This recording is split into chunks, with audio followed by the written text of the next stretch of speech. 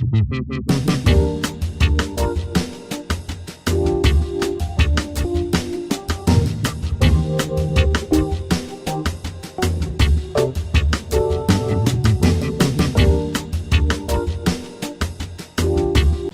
tarde a todos.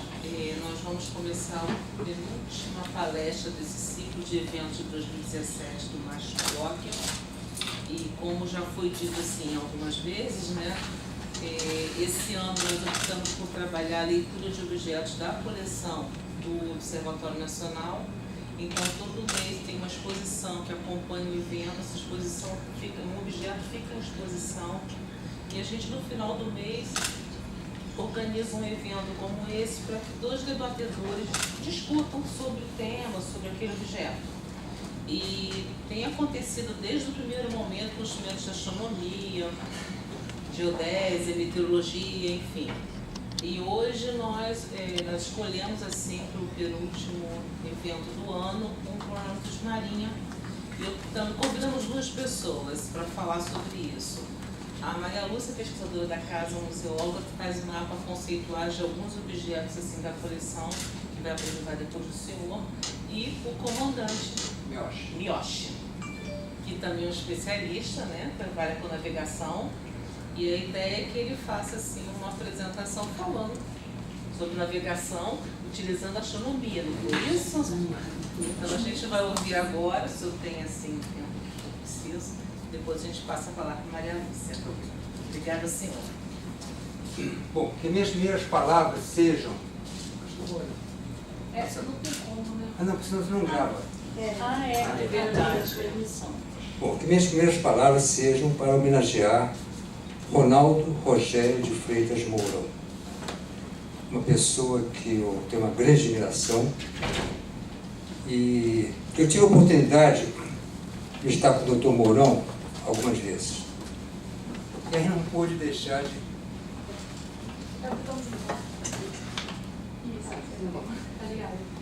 de fazer algumas perguntas para ele. E era interessante como o Mourão respondia as perguntas.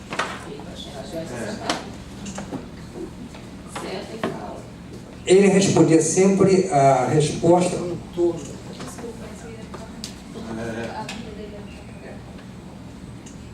A resposta vinha no entorno. E ele justificava por que estava fazendo isso. Miyoshi, você tem que entender o entorno da resposta para conseguir entender o âmago da resposta.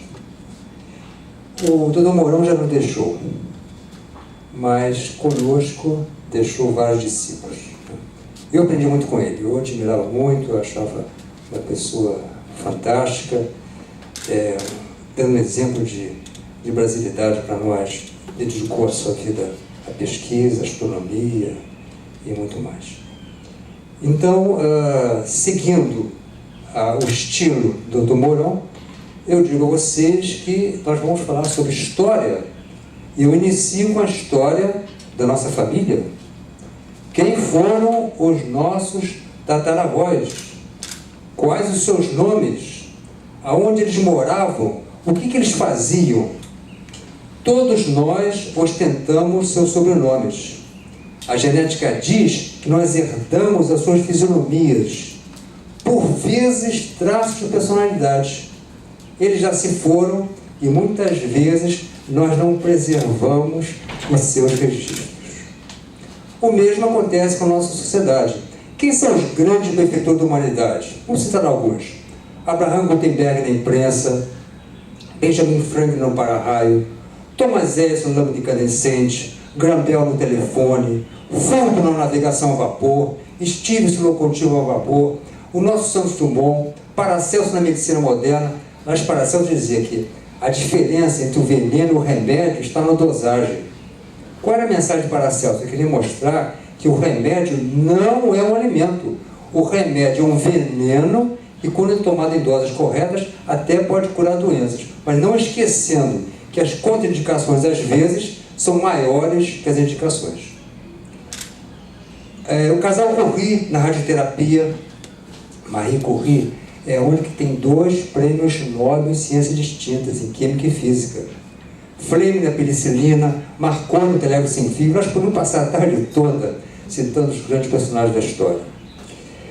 Nós vamos falar um pouco sobre o avanço da navegação no tempo, e para tanto, eu preciso do auxílio de algumas ciências, como a astronomia, a matemática e a física.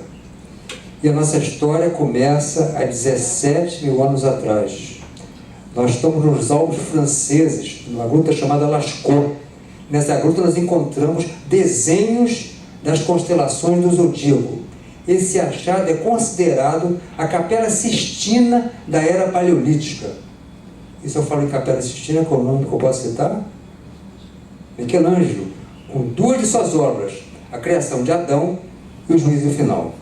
Depois já vamos para 3.500 anos atrás, estamos no interior da Inglaterra, o monumento Stonehenge. É um monumento astronômico, mas vocês podiam contestar, mas como pode ser um monumento astronômico? São pedras empilhadas, elas marcam o solstício de verão no hemisfério norte.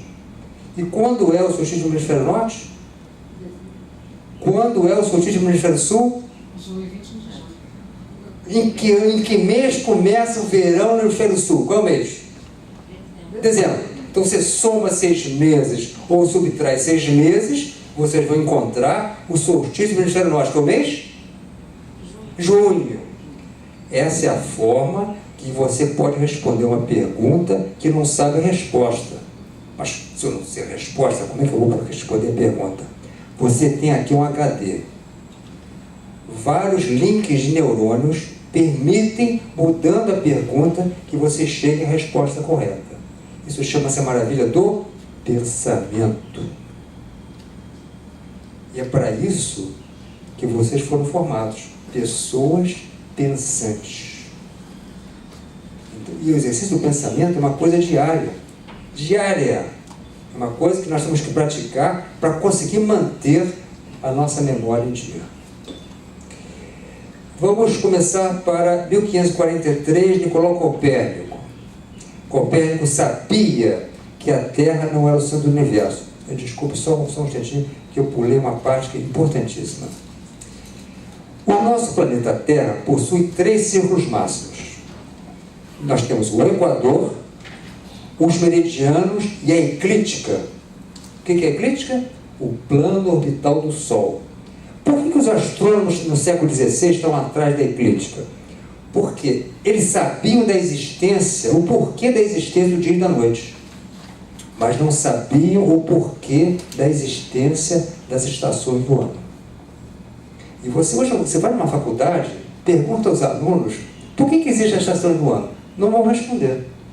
E já no século XVI, essa resposta já vinha à tona. Na verdade, a eclíptica faz com o eixo da Terra um ângulo de 23 graus e 27 minutos. Mas como você conseguiu saber esse ângulo? Olhando a Europa ao longo de um ano. Mas a Europa é um continente, onde é que você está vendo a Europa no firmamento? A Europa no satélite de Júpiter. Júpiter tem Io, Ganimedes, Calisto e Europa. Mas por que você escolheu a Europa? Porque a Europa é coberta de gelo, muito provavelmente metano. Então, até a luz de sol que chega ao satélite de Júpiter, a Europa reflete bem a luz solar.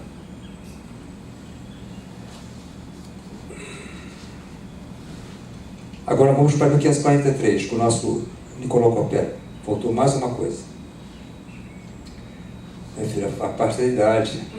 Nem sempre a minha memória é sequencial, mas ela chega aqui. Entre a eclíptica e o Equador, nós temos um ponto importantíssimo, que são os equinócios. Primavera e outono, 21 de março a 23 de setembro.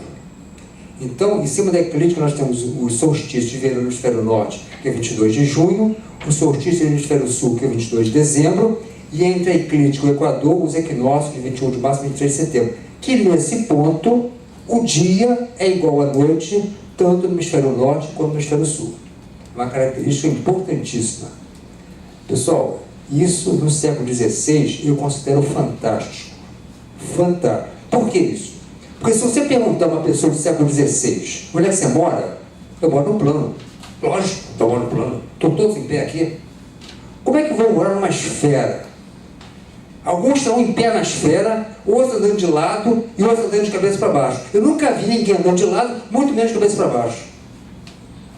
Essa é a diferença entre quem detém os conhecimentos e os demais. Por isso que o conhecimento é fundamental para a sobrevivência da humanidade.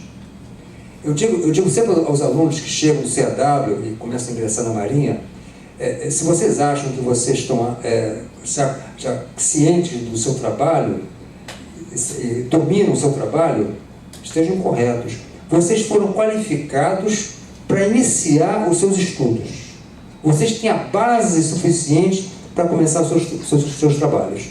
Senão vocês serão meros passageiros da pesquisa. Não farão parte do legado que grandes cientistas passaram para nós.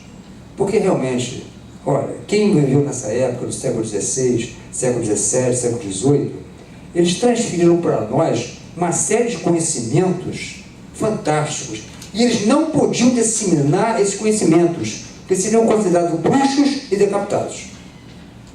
Mas eles conseguiram conservar esses conhecimentos. E nós temos por dever, ao herdarmos esses conhecimentos, repassar para as futuras gerações melhores conhecimentos ainda.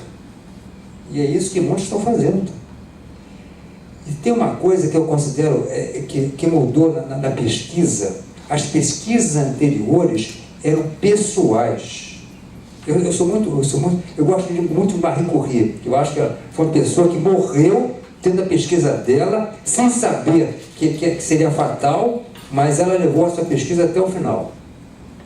Mas hoje as pesquisas são das equipes. A equipe do doutor tal, ele está inventando isso, a equipe do doutor tal está inventando aquilo. Então, o trabalho não é mais individual, o trabalho é de equipe. E nós temos que saber trabalhar em equipe. E por trabalhar em equipe, as pessoas pensam diferente. Que bom que as pessoas pensam de forma diferente. É sinal de que a evolução do pensamento se fará mais rápida. Depois nós vamos agora para Kepler. Kepler sabia que as órbitas de Ptolomeu não eram circulares, eram elípticas. Então ele faz a seguinte proposição: o arco desenvolve superfícies iguais em tempos iguais. O que significa isso? Quando o planeta se aproxima da sua estrela, ele aumenta a velocidade de deslocamento, e ao contrário, quando se afasta. Qual é a aplicação prática disso? Quando você vai mandar uma sonda Cassini para Netuno, primeiro vai colocar na órbita da Lua. Mas vocês podem perguntar, mas o que tem a Lua a ver com Netuno? Tem tudo a ver. É a mesma coisa que você quiser lançar uma pedra. É muito mais eficaz você pegar um barbante, prender a pedra com barbante, girar a pedra com barbante e realizar o lançamento. O lançamento será muito mais eficaz. Isso a NASA já faz desde o início do século XX, com todas as suas sondas espaciais. Aí por que essas informações não nos chegam? Porque não dá ibope, gente. Entendeu? Eu sempre digo que, pelo menos eu falo lá em casa, alguns canais são quase proibitivos de você ligar, porque são programas deprimentes, entendeu? Eu acho que é anticultura, entendeu? Então, há canais que você, telejornalismo, tem noticiário, né? Tem algumas coisas interessantes, mas a maior parte dos canais, os programas são medíocres, mas é isso que dá o ibope, é isso que os caras pagam o patrocínio. Então, mas é o nível de disseminação de conhecimento que nós temos. Mas isso não temos como resolver, mas podemos, de certa forma, falar que as pessoas precisam ter cuidado com isso, principalmente nos nossos lares, né? Muitos dizem, a sociedade está ficando violenta. Vai ver os filmes de hoje. Pega o filme da televisão, vai ver que filme estão passando lá. As famílias estão se degradando. As novelas. As novelas estão ensinando o quê? Aquilo ali é um tiro no pé na família nossa. É um péssimo exemplo. Então tem uma professora na escola ensinando e em casa a família A televisão é exatamente fazendo o contrário, o inverso, está na contramão da educação. Depois nós vamos para Isaac Newton. Isaac Newton, com as suas 3 leis de Newton. Primeira lei, lei da inércia. A segunda lei, um objeto com um movimento contínuo, uniforme, você tem que ter uma força para acelerar ou desacelerar. E a terceira lei, ação e reação. E Newton observou a queda de uma maçã do seu pé em direção ao centro da Terra. Mas por que essa pedra cai em direção ao centro da Terra? Muitos dirão, é lógico, a força gravitacional, a atração das massas. As massas nunca se atraíram. Mas como não se atraíram? As maçãs continuam caindo. Lógico que as maçãs continuam caindo. Mas as massas nunca se atraíram. Então o que acontece? Isso Albert Einstein já falava desde o século XX. Deformação do espaço e do tempo. E na época, no século XX, ele falava isso e ele achava, esse cara é louco. E hoje, no século XXI, é a nossa realidade. O que é deformação do espaço e do tempo? É muito simples. Aliás, no mundo é tudo muito simples. O que é difícil é a transmissão do conhecimento. Para você poder entender o que está sendo dito. Uma vez entendido, fica simples. Suponha que você tem aqui uma câmara elástica circular. Nessa câmara elástica circular, você vai colocar uma bola de boliche no seu centro. O que você vai observar? Uma deformação da câmara elástica. Coloque essa câmara elástica no ambiente de vácuo. E suponha que não exista atrito entre as esferas que a gente vai colocar nessa câmara elástica e a câmara elástica. E vamos colocar bolas de gude, transferir uma determinada quantidade de energia a essas bolas de gude, e elas vão tomar uma forma elíptica em torno da bola de boliche e ficarão girando eternamente. É isso que acontece no nosso espaço. O Sol deforma o espaço e o tempo. Todos os planetas giram em torno do Sol devido a essa deformação. Todos os satélites giram em torno dos seus planetas devido a essa deformação.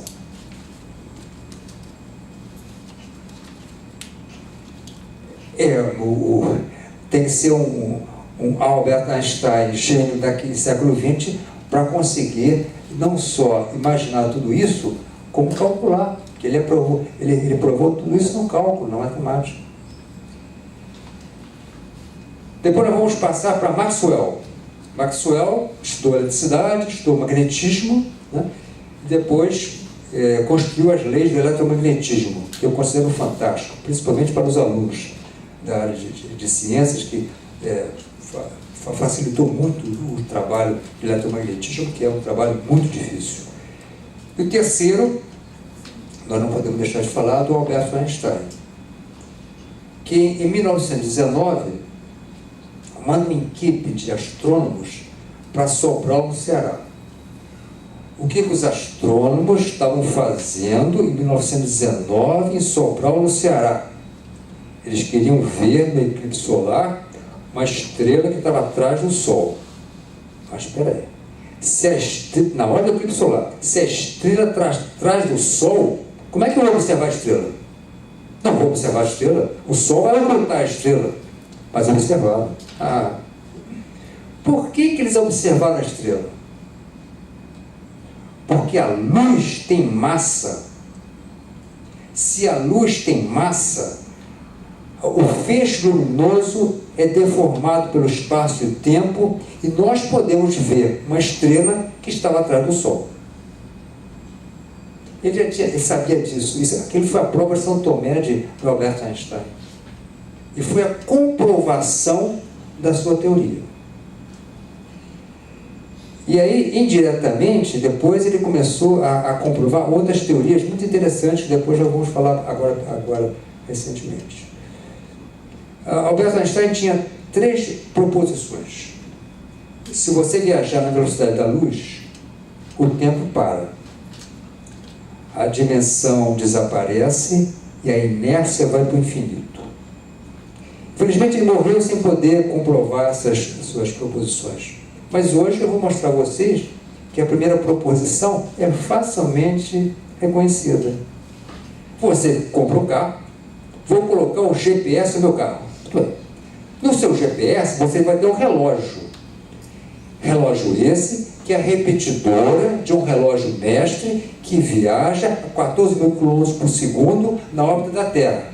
O que vai acontecer com o seu relógio na Terra? Vai atrasar continuamente. Tanto que o fabricante tem que introduzir um erro para mais no seu relógio, para que seu relógio acompanhe o tempo na superfície da Terra. Não fiquei convencido. Tem um outro exemplo. Você está numa praça pública, aqui tem um obelisco com um relógio. Você está olhando para o relógio. Aqui do lado tem uma nave espacial que viaja à velocidade da luz. Eu vou embarcar na nave e decolar. Estou olhando para o relógio, o tempo parou. Mas por quê? Porque nenhuma informação viaja acima da velocidade da luz.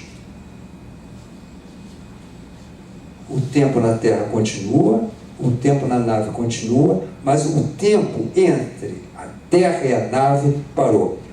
Qual é a conclusão que ele chega? O tempo não é absoluto, o tempo é relativo.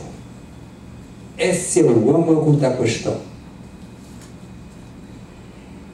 E alguns começam a questionar, me lembro, quando eu estudava na escola naval, o pessoal dizia, mas por que a luz é velocidade máxima? Eu só vou entender agora. Eu entendi. Um livro me explicou por que a luz é velocidade máxima. Porque não adianta você introduzir mais energia no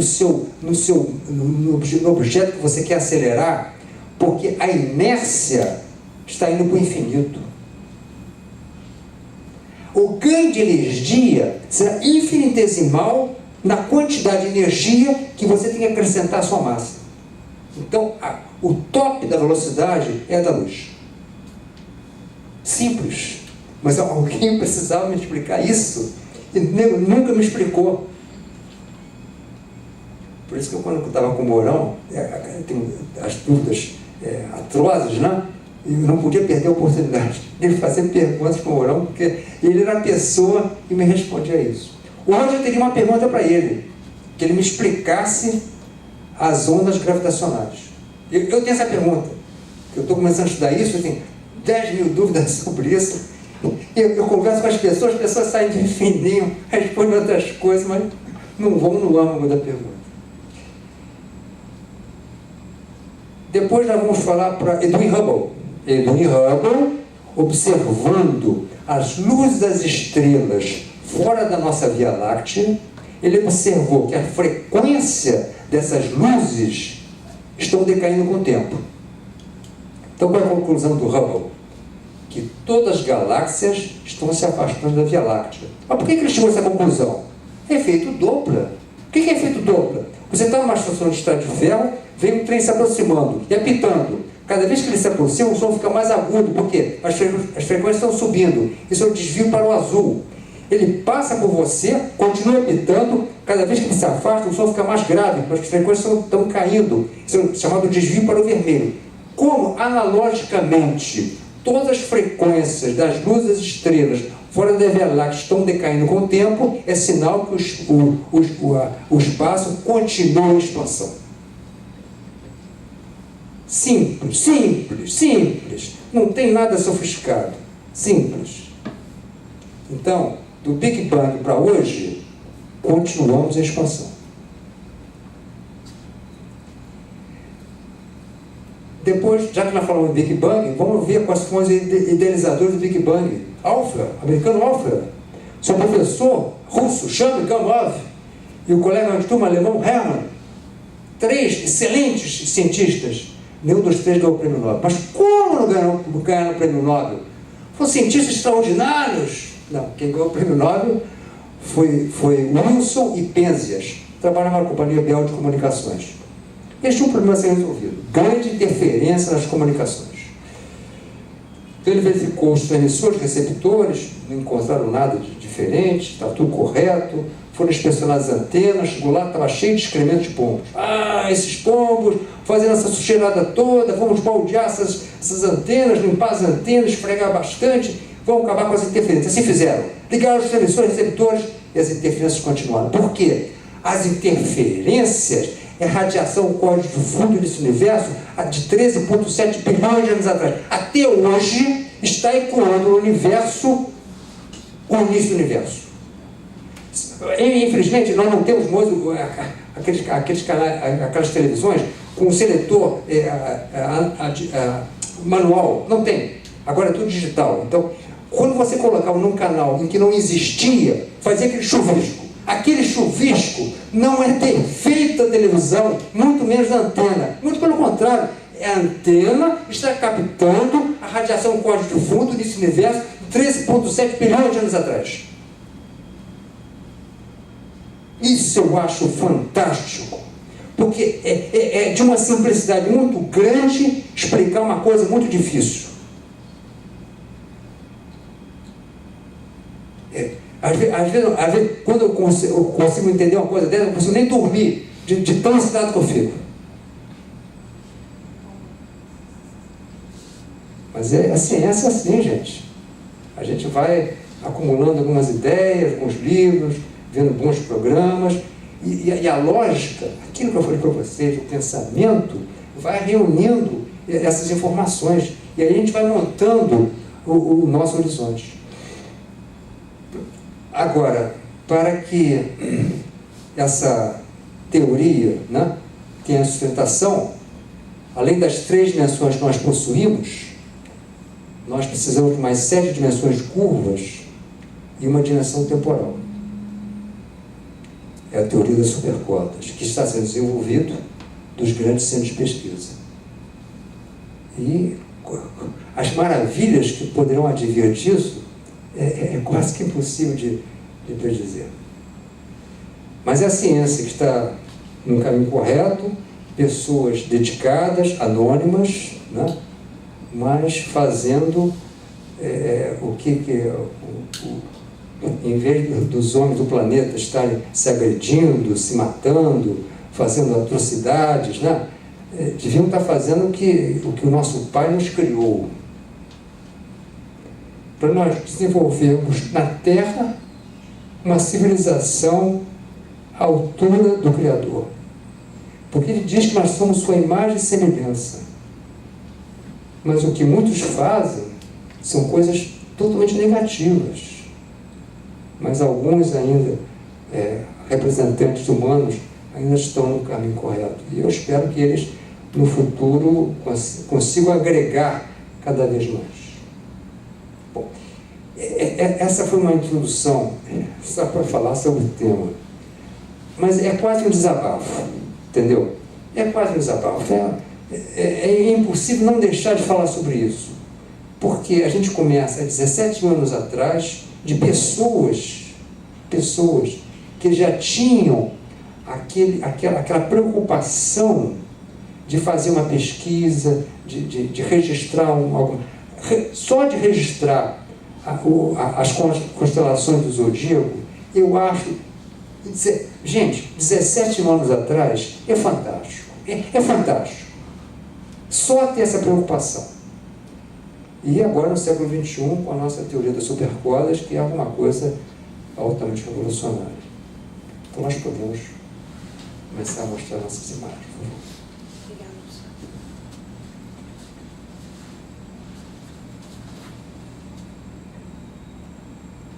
Bom, aqui nós podemos ver, então, é muito interessante, porque quem mora no Polo Norte, no Hemisfério Norte, pode ser no Hemisfério Norte, né, tem a grande vantagem da estrela polar. Né? A estrela polar fica basicamente, não é perfeito, mas basicamente no mesmo alinhamento do eixo da Terra. E com isso, no crepúsculo matutino ou no crepúsculo vespertino, você tem a latitude local. Mas o que é esse crepúsculo matutino? Crepúsculo matutino, muito fácil. Você está de noite, todas as estrelas no céu. O crepúsculo matutino começa quando aparece o horizonte. Quando aparece o horizonte, inicia-se o crepúsculo matutino. E termina quando? Quando a última estrela vai embora, que normalmente é Sírius de primeira grandeza. E o vespertino? É o contrário. O vespertino, você tem um horizonte, não tem estrela. A primeira estrela a aparecer foi a última a desaparecer no matutino, que é Sírius. Bateu lá, Sírius. Pode contar que é Sírius. E termina quando o horizonte vai embora. Mais fácil que isso é impossível. Então, para você fazer navegação astronômica, você só precisa de duas coisas. Olha como é que é fácil. 2 parâmetros. Você precisa de estrela e horizonte. Só isso. Mas só isso, só isso. Você com estrela e horizonte, você faz a sua navegação astronômica tranquilamente. Então, o navegante do hemisfério norte tinha no crepúsculo matutino, no crepúsculo vespertino, a latitude local. E também na passagem meridiana. Por quê?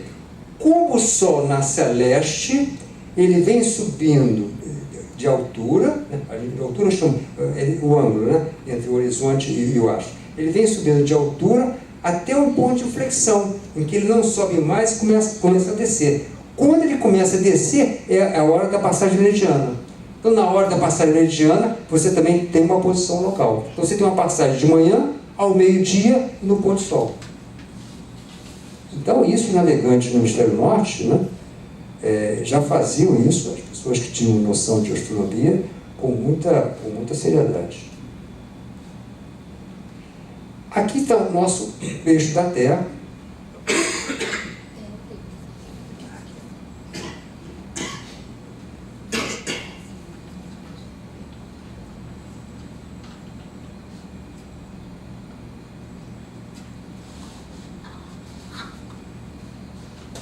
Com a nossa eclíptica, né? 23 horas e 27 minutos, os nossos 2 solstícios e os nossos equinócios, que nós não representamos ali, porque eu botei o ângulo em cima do eixo, não botei o ângulo do Equador. Mas não fala mal, qualquer plano que corte o eixo da Terra passando pelo seu centro, vai ser um ciclo máximo, não há problema nenhum. E aqui está como fazer a sua navegação astronômica, gente. É mais fácil ainda. Cada vez é tudo muito fácil. Se você tem, lembra que eu falei para vocês? Você fazer navegação astronômica, você tem que ter uma estrela e um horizonte. Se você tem uma estrela e um horizonte, olha o que acontece.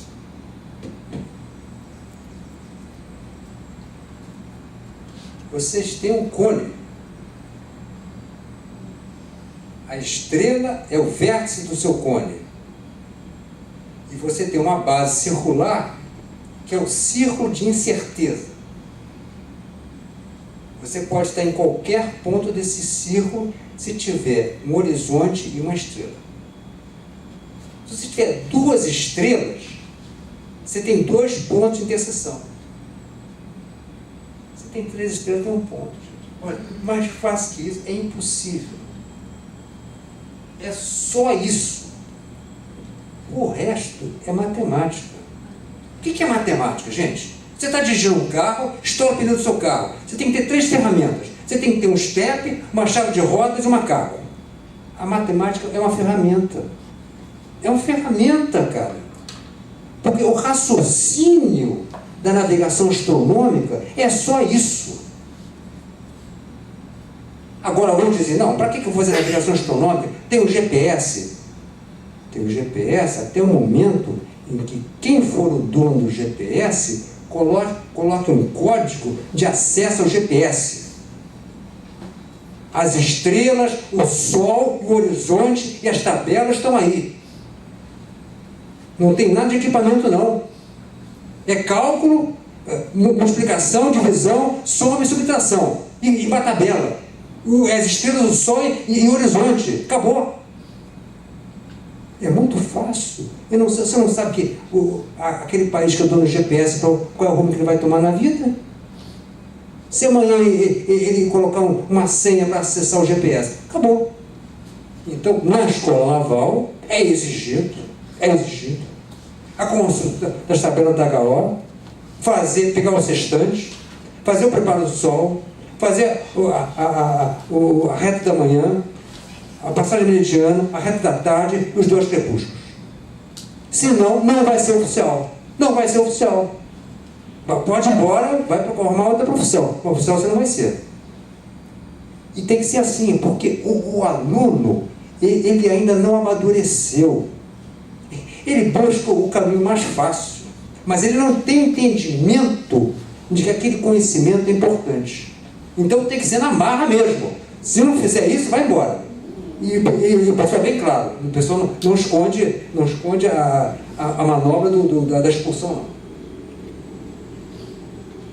Bom, aqui é mais uma curiosidade, né? Lógico que vocês já estão cansados de ver isso, mas eu sempre gosto de apresentar isso porque eu sempre digo que isso é a casa do nosso pai, né? E conhecer a casa do nosso pai é sempre generoso, né? O nosso, não é considerado mais planeta Plutão, não, nessa época não foi considerado planeta, mas ele foi expulso da escala dos planetas. A nossa Terra, em relação a Vênus, é bem próxima. A nossa Terra diminuiu bastante de tamanho. Os primeiros planetas que são rochosos, né? Mercúrio, Vênus, Terra, Marte. Depois temos o Júpiter, Urano, Netuno. O Júpiter também eu acho fantástico. Eu acompanhei muito aquele satélite Schumacher 7, né? Que era um asteroide que se aproximou de Saturno, devido à deformação do espaço e do tempo que Saturno faz tremendamente no nosso sistema solar. Esse asteroide foi ao encontro de Saturno e ele repartiu em 3. A força é tão grande, né, que ele repartiu, foram 3 colisões e foram observadas aqui da Terra. Eu acho fantástico isso. Também não foi divulgado, poucas pessoas, essas coisas fantásticas infelizmente não são divulgadas, mas foi acompanhado da Terra o choque de Schumacher 7 com o planeta Júpiter, que é gasoso. O nosso sistema solar termina aqui. A nossa Terra ficou em dimensões bem restritas, né? Júpiter também bem restritas. O nosso Sol tem 4 bilhões e meio de anos, né? Ele está, 2,5 bilhões de anos. Ele está numa... Não, o nosso Sol está com 5 bilhões de anos, ele está com meia vida. A vida dele normalmente são 10 bilhões de anos. Ele ainda está queimando hidrogênio, né? Ainda queima hidrogênio. Provavelmente amanhã queimará hélio, né? Depois vai começar a queimar carbono, depois vai começar a queimar oxigênio, né? E aí, invariavelmente, ele vai começar a aumentar de tamanho, os planetas mais próximos serão envolvidos, né? Mercúrio, Vênus. A própria Terra também, a gente não sabe dizer se vai chegar para nós, mas muito provavelmente nós estaremos no final da nossa existência.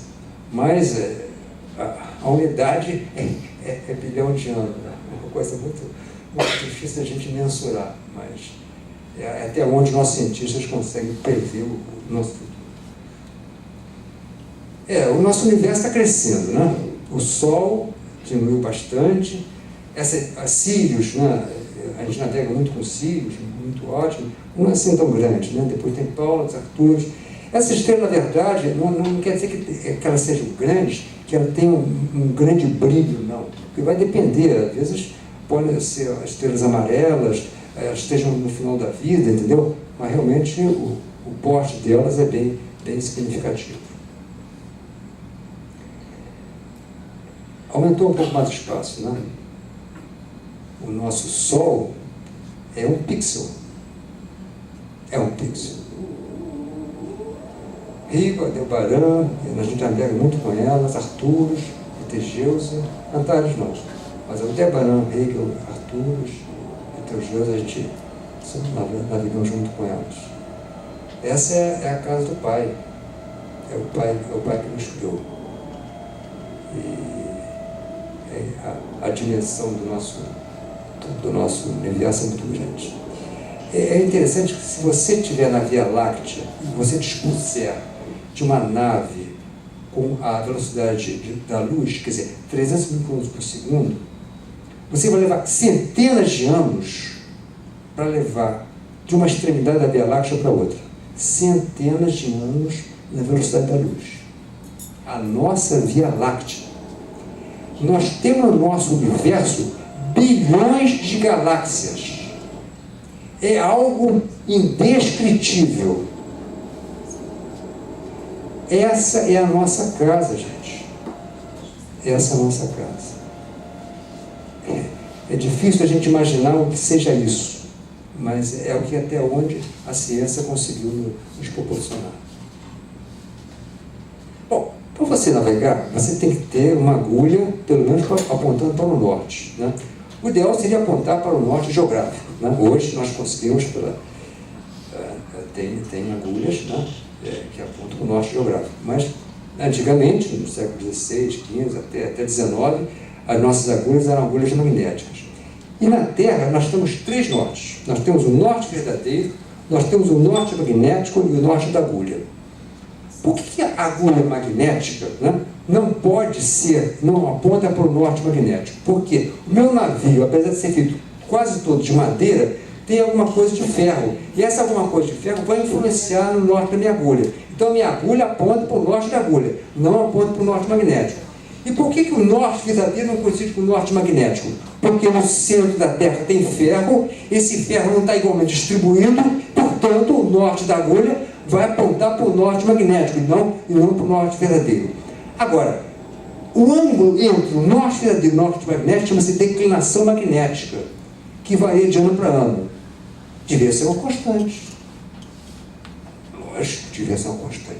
Se eu falei para vocês que essa declinação magnética só existe porque no centro da Terra tem ferro, esse ferro não está igualmente distribuído, a declinação magnética é o ângulo entre o norte verdadeiro e o norte magnético, deveria ser constante e varia de ano para ano. Por quê?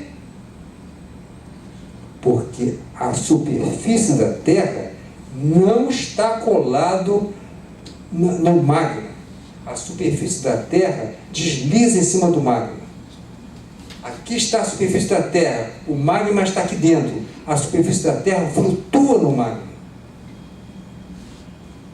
Qual é a prova disso? As Ilhas do Havaí. Mas como as Ilhas do Havaí é a prova disso? São várias ilhas, são vários vulcões. Gente, aquele é um vulcão só, mas como pode ser um vulcão só? São várias ilhas. É lógico, toda vez que o material sai do magma e chega na superfície, a superfície andou mais. Por isso são ilhas sequenciais. É o mesmo vulcão, só que a superfície da Terra andou mais do que o magma. Por que andou mais que o magma? Por causa da inércia. Inércia. A inércia do magma é muito grande, muito maior que a superfície da Terra. Vocês verem que as coisas são muito fáceis. O entendimento é muito fácil. E são básicos para a gente construir o nosso universo. E eu admiro que nessa época a eletricidade, quer dizer, ela sempre existiu, mas ela não era controlada. Então, como imantar uma agulha dessa? Com a pedra de cevar. Existia uma pedra de cevar que tem uma propriedade magnética.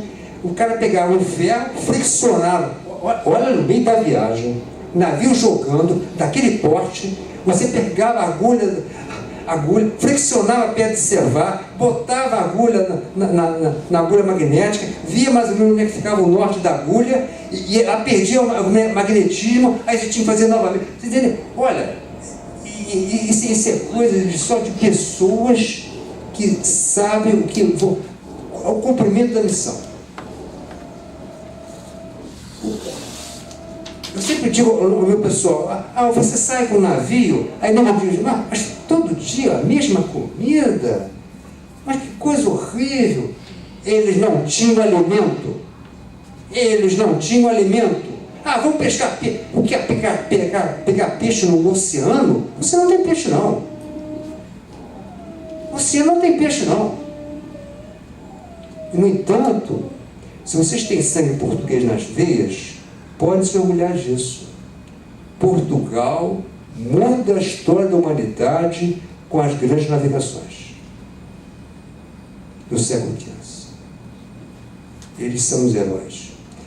Eles só não souberam aproveitar a ocasião, porque como eles conseguiram muito ouro, eles compravam tudo. E a Inglaterra, muito espertamente, se industrializou. Aí, quando o dinheiro acabou, a Inglaterra foi industrializada. Então, aí a política governamental é saber fazer o bom uso dos recursos que você dispõe. Mas isso é um problema brasileiro, né? Se vocês tiverem a oportunidade de cursar a ESG, né? Que a ESG tem o curso, leva o pessoal de nível superior para fazer curso lá na ESG. Eu acho muito interessante, porque é o estudo de problemas brasileiros. Entendeu? Aliás, eu achava que todo presidente da República, todos os nossos senadores e deputados deviam fazer aquele curso, porque eles não conhecem o Brasil. Eles não conhecem, não estão preparados e não conhecem o Brasil. Lá, você realmente sai de lá sabendo quais são os problemas que o Brasil possui, para procurar resolvê-los. Bom, nosso astrolábio é muito complicado, o uso do astrolábio, muito preciso. Era muito preciso, mas muito complicado. Por quê? Precisaram 3 marinheiros para operar esse instrumento. O primeiro marinheiro ficava segurando o instrumento, que é todo de bronze, pesa, né? O segundo marinheiro girava o astrolábio para que houvesse o alinhamento do Sol entre as duas cânulas, para que essa projeção do Sol fosse no convés principal. Então, o navio jogando, ele girando o astrolábio, e o terceiro marinheiro ia dar o top do Sol projetando no convés. Quando o Sol projetava no convés, o segundo marinheiro lia a altura do Sol. Muito preciso, mas muito complicado para a operação. Esse aqui é a balestilha, né? Muito bom também, mas tinha um problema muito sério. O observador olhava para o Sol. O que acontece? Ficava cego. Então, quando o operador estava apto para se fazer ao mar, para cálculo da latitude, né? Ele estava irremediavelmente cego. E aí foi resolvido. O próximo. Quadrante de Davis. Olha o Davis. Tudo é questão de engenhosidade, né? Ele colocou lá um prisma, um Sol atrás dele, e com isso ele fazia a altura do Sol, né? Sem precisar olhar para o Sol. Tudo é uma questão no momento, com o conhecimento que ele tinha e as ferramentas que ele possuía na época, ele conseguiu resolver o problema da cegueira do navegante, que eu considero também fantástico. Quadrante de Davis. Bom, o tempo, né? No nosso tempo, você diz, mas eu tinha um relógio de sol, né? O relógio de sol resolveu qual era o problema? Eu tenho sol, né? Acontece que o relógio de sol é feito para uma determinada latitude. Como o navio varia de latitude, não tem aplicação nenhuma a bordo. Bom, aí vem o nosso John Harrison, 1735. Eu não sei se ele foi atrás das 20 mil libras esterlinas, mas acontece que esse relógio atendia a precisão em que esse concurso dava a ele as 20 mil libras esterlinas. Mas ele não ganhou as 20 mil libras esterlinas. Ganhou parte dela parte. Né? É uma coisa muito pessoal minha, não nada registrado. Eu acho que quando eles inventaram esse concurso, eles já estavam, vamos dizer, quase que direcionando o prêmio para alguém. Eu não tenho dúvida que aquilo ali estava direcionado. Mas John Harrison fez melhor. Né? E o pior, que ele fez um segundo mais preciso que esse. Né? E continua não ganhando. Eu não sabia qual justificativa eles davam para não dar o prêmio para o cara, porque ele atendia todos os requisitos. Né? Então, foi uma história, eu acho interessante estudar essa história de John Harrison, porque é uma história muito mal contada dos organizadores desse concurso, e não dá para ele o prêmio integral que ele tinha direito. Né? Agora, pesava bastante, né? Não era um instrumento que fosse de fácil colocação. A bordo, o nosso cronômetro fica no camarim de navegação. E ele fica numa posição em que ele fica mais longe do ruído dos motores, né? Porque o relógio é muito suscetível à trepidação dos motores, e também longe da vibração da artilharia, porque o navio de guerra tira, né? E a onda de choque da artilharia é muito grande. Então, a nossa preocupação a bordo é, dentro do camarim de navegação, ficar em locais protegidos da vibração dos motores e da onda de choque da artilharia. Nós temos por hábito fazer a corda nos relógios mecânicos, né? Agora tem os cristal, nos mecânicos, a cada 24 horas, sempre na mesma hora. E é muito interessante porque você nós temos 3 tipos de relógio. Um com uma menor corda, outro média, outro que tem uma corda com maior capacidade. Mas para cada tipo de cronômetro, nós temos que dar tantas meias voltas para colocar o cronômetro a funcionar. Por que isso? A preocupação do construtor é nós não darmos a corda até o final. Então, você vê como é que o instrumento é tão preciso? Não se pode dar corda até os barros. Então, há uma quantidade máxima de corda em que pode ser introduzido no cronômetro. O cronômetro, ele pode atrasar ou adiantar. Não se pode acertar o cronômetro. Não se mexe no cronômetro. Aí você vê o erro dele. Se estiver atrasado, tem um erro para mais, se estiver adiantado, um erro para menos. E ponto. Não se mexe no cronômetro. O cronômetro é algo intocável. Agora, para você fazer a medida, para fazer a navegação astronômica, você não vai levar o teu cronômetro do lado, que é impossível, né? Até porque tem uma suspensão em cardan para proteger o cronômetro contra o jogo do navio ou com o caturro. O jogo é de borda a borda e o caturro de proa a popa, né? Então, o cronômetro fica no camarim de navegação. Então, nós usamos o cronógrafo, que é o comparador. Então, você pega o cronômetro, quando ele der o minuto inteiro, você dá a partida no cronógrafo. E sai o marinheiro, eu era imediato do Belmonte, o marinheiro saía comigo, né? E ele com uma lanterna na mão, né? Eu ia lá para onde é que eu ia? Para o passadiço, né? Nas asas do passadiço, que são as áreas mais abertas. A asa do passadiço e no Tijupá são os 2 locais em que você tem menos interferência das antenas de rádio e do mastro, onde tem radar, tem várias antenas lá em cima. Então, a asa do passadiço e do Tijupá, que fica em cima do passadiço, são os 2 locais ideais para você fazer a sua navegação astronômica. E o marinheiro, com a lanterninha na mão, né? Eu com o sextante, e pegava lá a estrela, Sirius!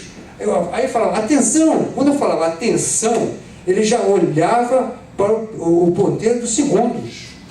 Ele sabe, minuto ele já sabia o que ia dar, mas eu olhava o ponteiro dos segundos. Atenção! Aí eu pegava a estrela, você desce a estrela até o horizonte, aí você faz assim com o sextante, você tangencia a estrela no horizonte, aí dá o top.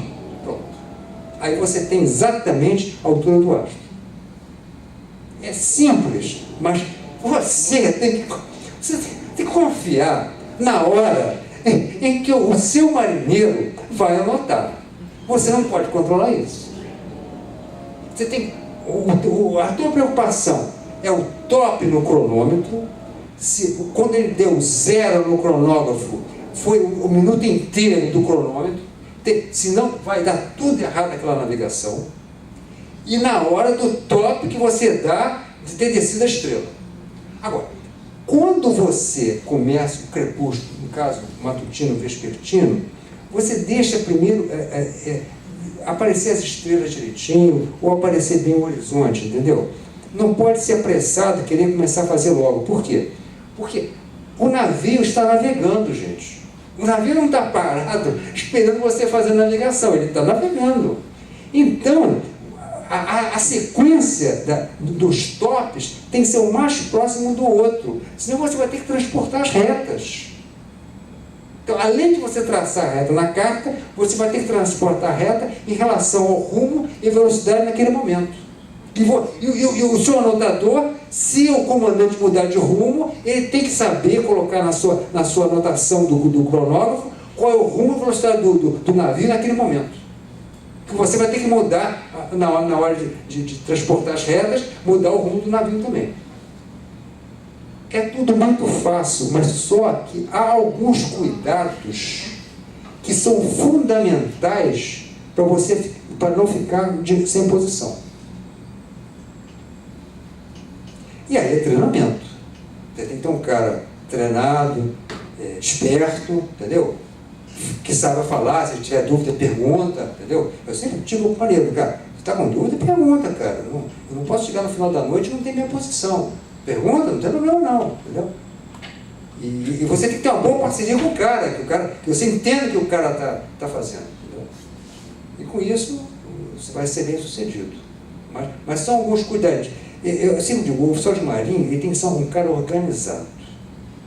O cara tem que ser organizado, tem que saber exatamente o que ele vai fazer, o que ele precisa, entendeu? Quais são os instrumentos, os cuidados que ele tem que ter, as pessoas que tem que escolher para fazer determinadas tarefas, entendeu? Com isso, o sucesso é a consequência, entendeu? Mas se for uma pessoa desligada, qualquer um serve, vai dar tudo errado. Sai tudo errado. Bom, e aí nós estamos com as cartas de Cantino de 1502. Gente, Cantino 1502.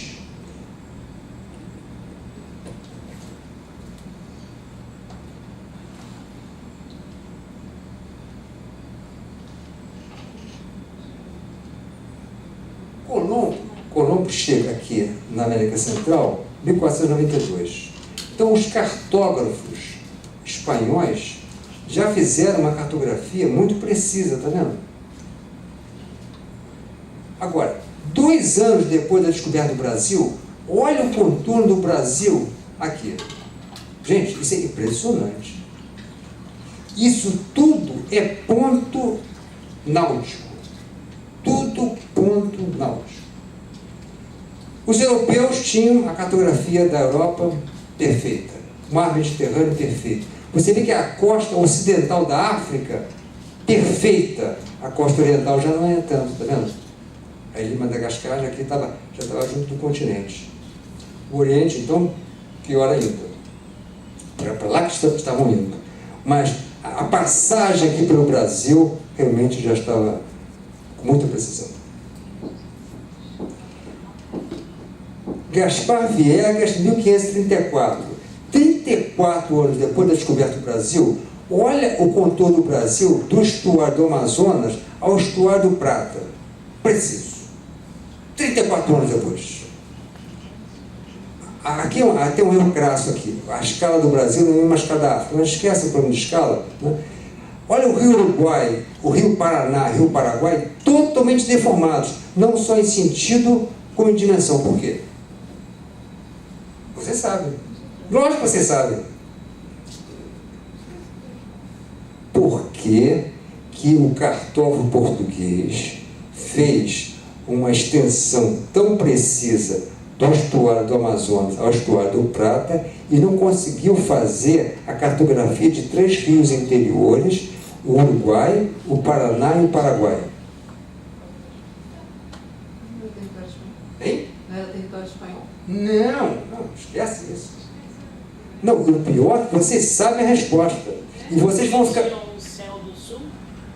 Também não. Vocês sabem a resposta e vão ficar com raiva de não ter respondido. Lógico que vocês sabem a resposta. Porque não tinha horizonte. Navegação astronômica só precisa de 2 parâmetros: estrela e horizonte. Se você não tiver estrela e horizonte, não faz navegação astronômica. Então, essa cartografia daqui é cartografia visual. E ninguém faz cartografia visual.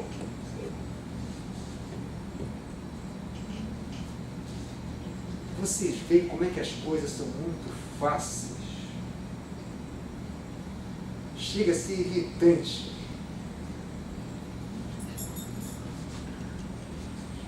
Estamos chegando ao final da nossa viagem. A nossa viagem está terminando. O navio está indo para o porto, né? Nós navegamos no tempo, 17 mil anos atrás, até o século XXI. Eu espero que vocês tenham feito uma boa viagem, tenham aproveitado os conhecimentos. E eu quero dar, como discípulo do Mourão, né, dar continuidade àquelas ideias dele de disseminar os conhecimentos para que nós possamos amanhã ter uma sociedade mais feliz. Muito obrigado.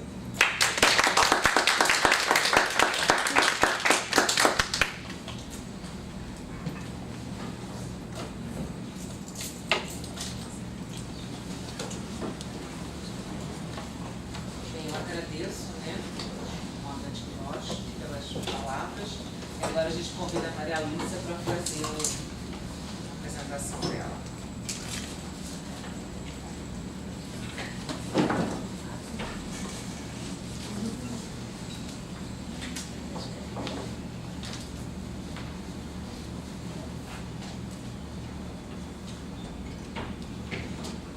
Tá ligado o mouse, né?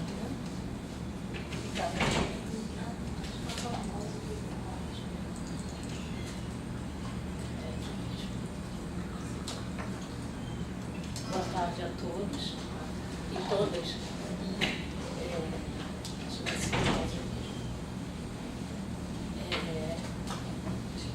Eu primeiro de tudo quero cumprimentar o comandante Minoche, falar da minha alegria de participar desse ciclo mais colóquio, que é tradicional no museu. Agradecer as minhas colegas organizadoras, Cláudia Penha e Tânia Dominici, pelo convite. Falando sério.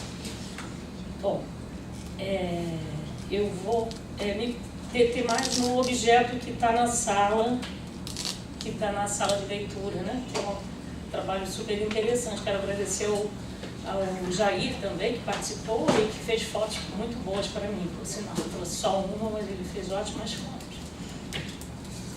Bom, quero me apresentar, assim, rapidamente. Eu sou museóloga aqui no Museu de Astronomia, da Coordenação de Museologia, e tenho usado a ferramenta de mapa conceitual para abordar alguns objetos da coleção. Fiz muitos, né? Alguns. Bom, essa é a peça que está na sala de leitura. É uma peça assim, super interessante e há alguns anos, há uns 5 ou 6, uma bolsista minha de iniciação científica trabalhou comigo num projeto sobre esse cronômetro.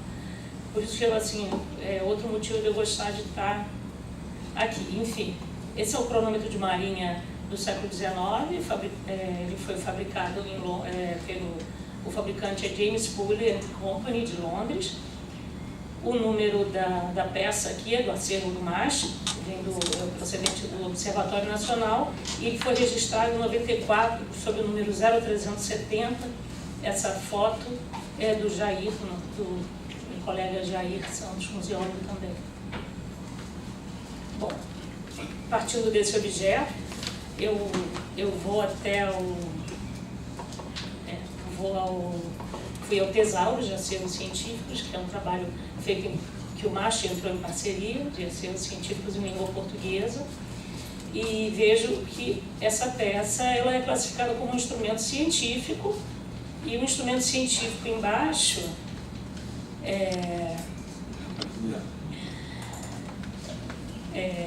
um instrumento científico de medida.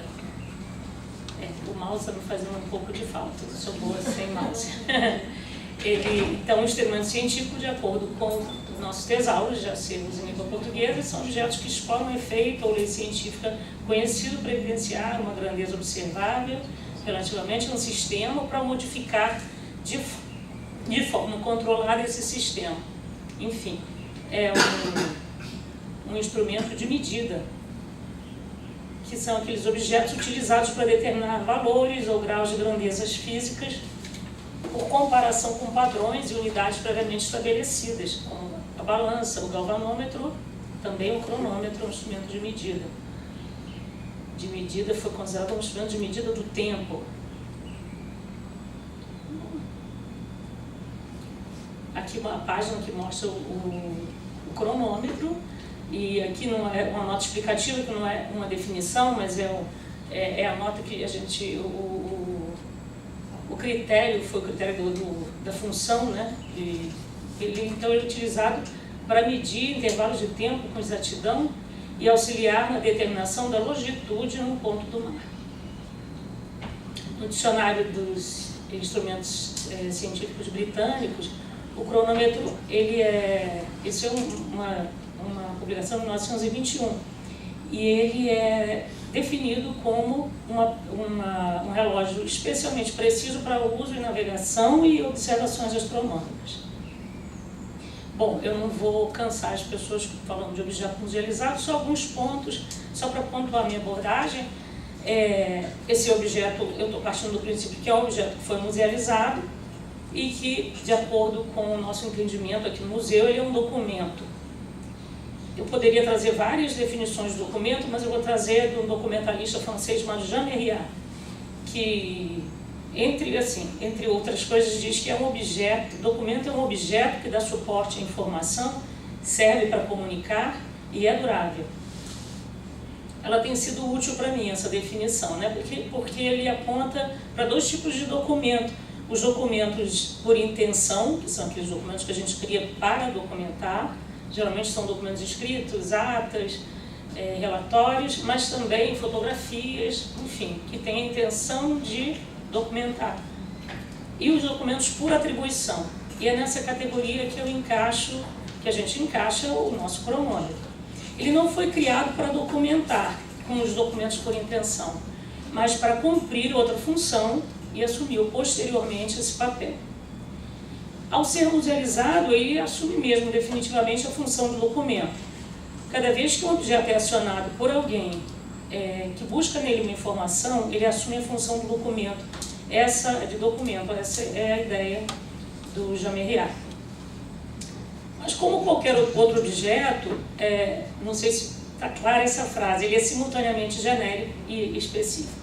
Ou seja, do ponto de vista geral, ele é um cronômetro de marinha. Então, daí ele aponta para questões como a invenção, a função, problemas ou desejos aos quais responde. Nem todo objeto técnico ele responde ou atende a uma necessidade, às vezes é um desejo, né? O desejo de voar, talvez não fosse uma necessidade, fosse um desejo.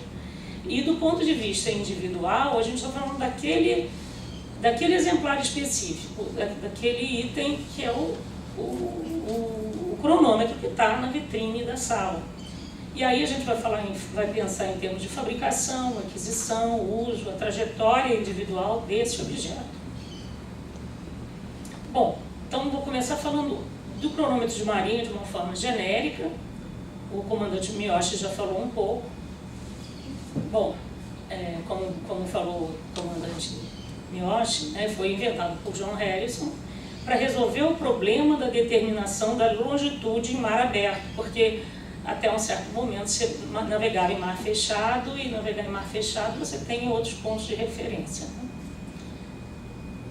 Esse problema da longitude foi um problema importantíssimo até uma certa época, né? Porque muitos navios afundaram, muitas pessoas morreram porque você não tinha determinação precisa da longitude, né? O problema da determinação da longitude no mar é um problema sério, né?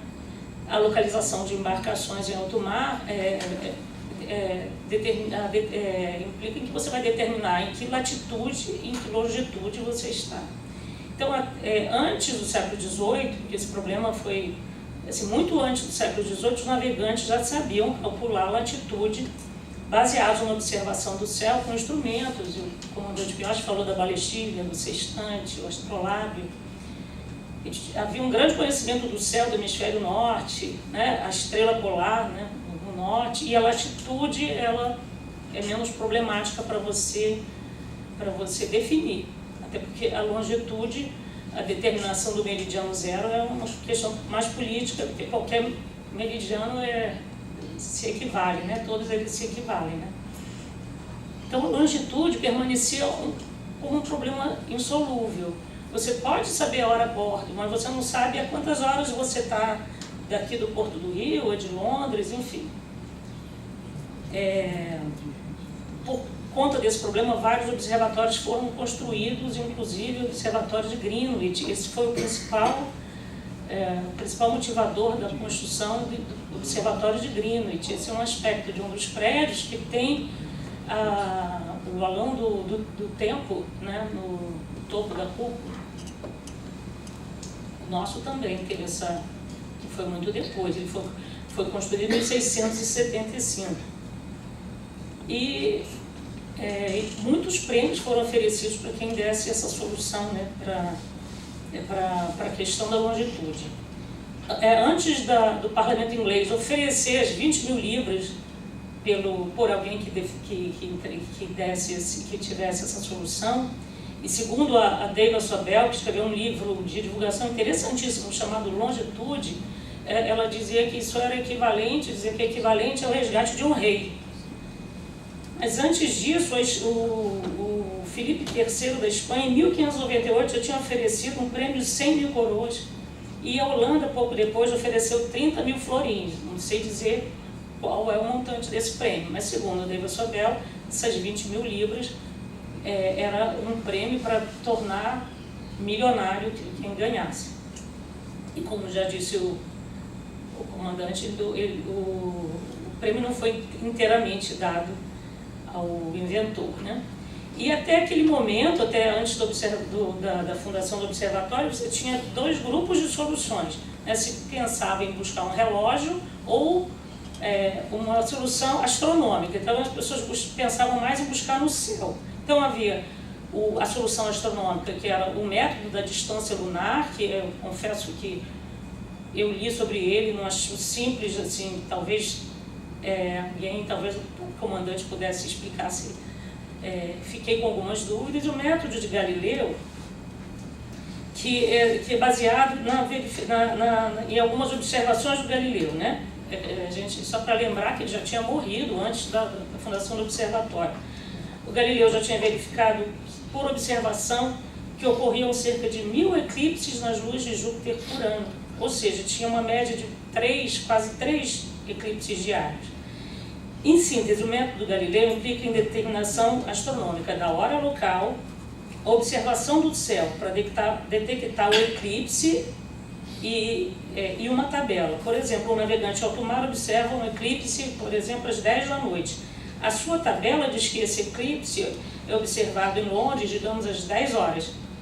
E aí ele calcula a diferença da hora a bordo e a hora de Londres, e isso vai lhe dar a longitude. E a solução de Huygens, que também ele morreu pouco depois do Galileu, que a proposta dele era de fato criar um relógio capaz de conservar a hora do meridiano de referência. Se você levar a hora a bordo, basta você saber a hora, você leva a hora do ponto de partida e com a hora a bordo, e você fazendo um cálculo, você vai descobrir em que longitude você está.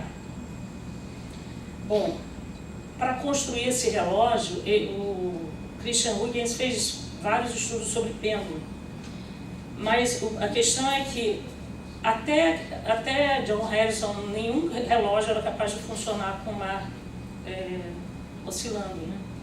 Então ainda não tinha sido possível construir esse relógio, daí que se imaginava que a solução viria do céu e não do relógio.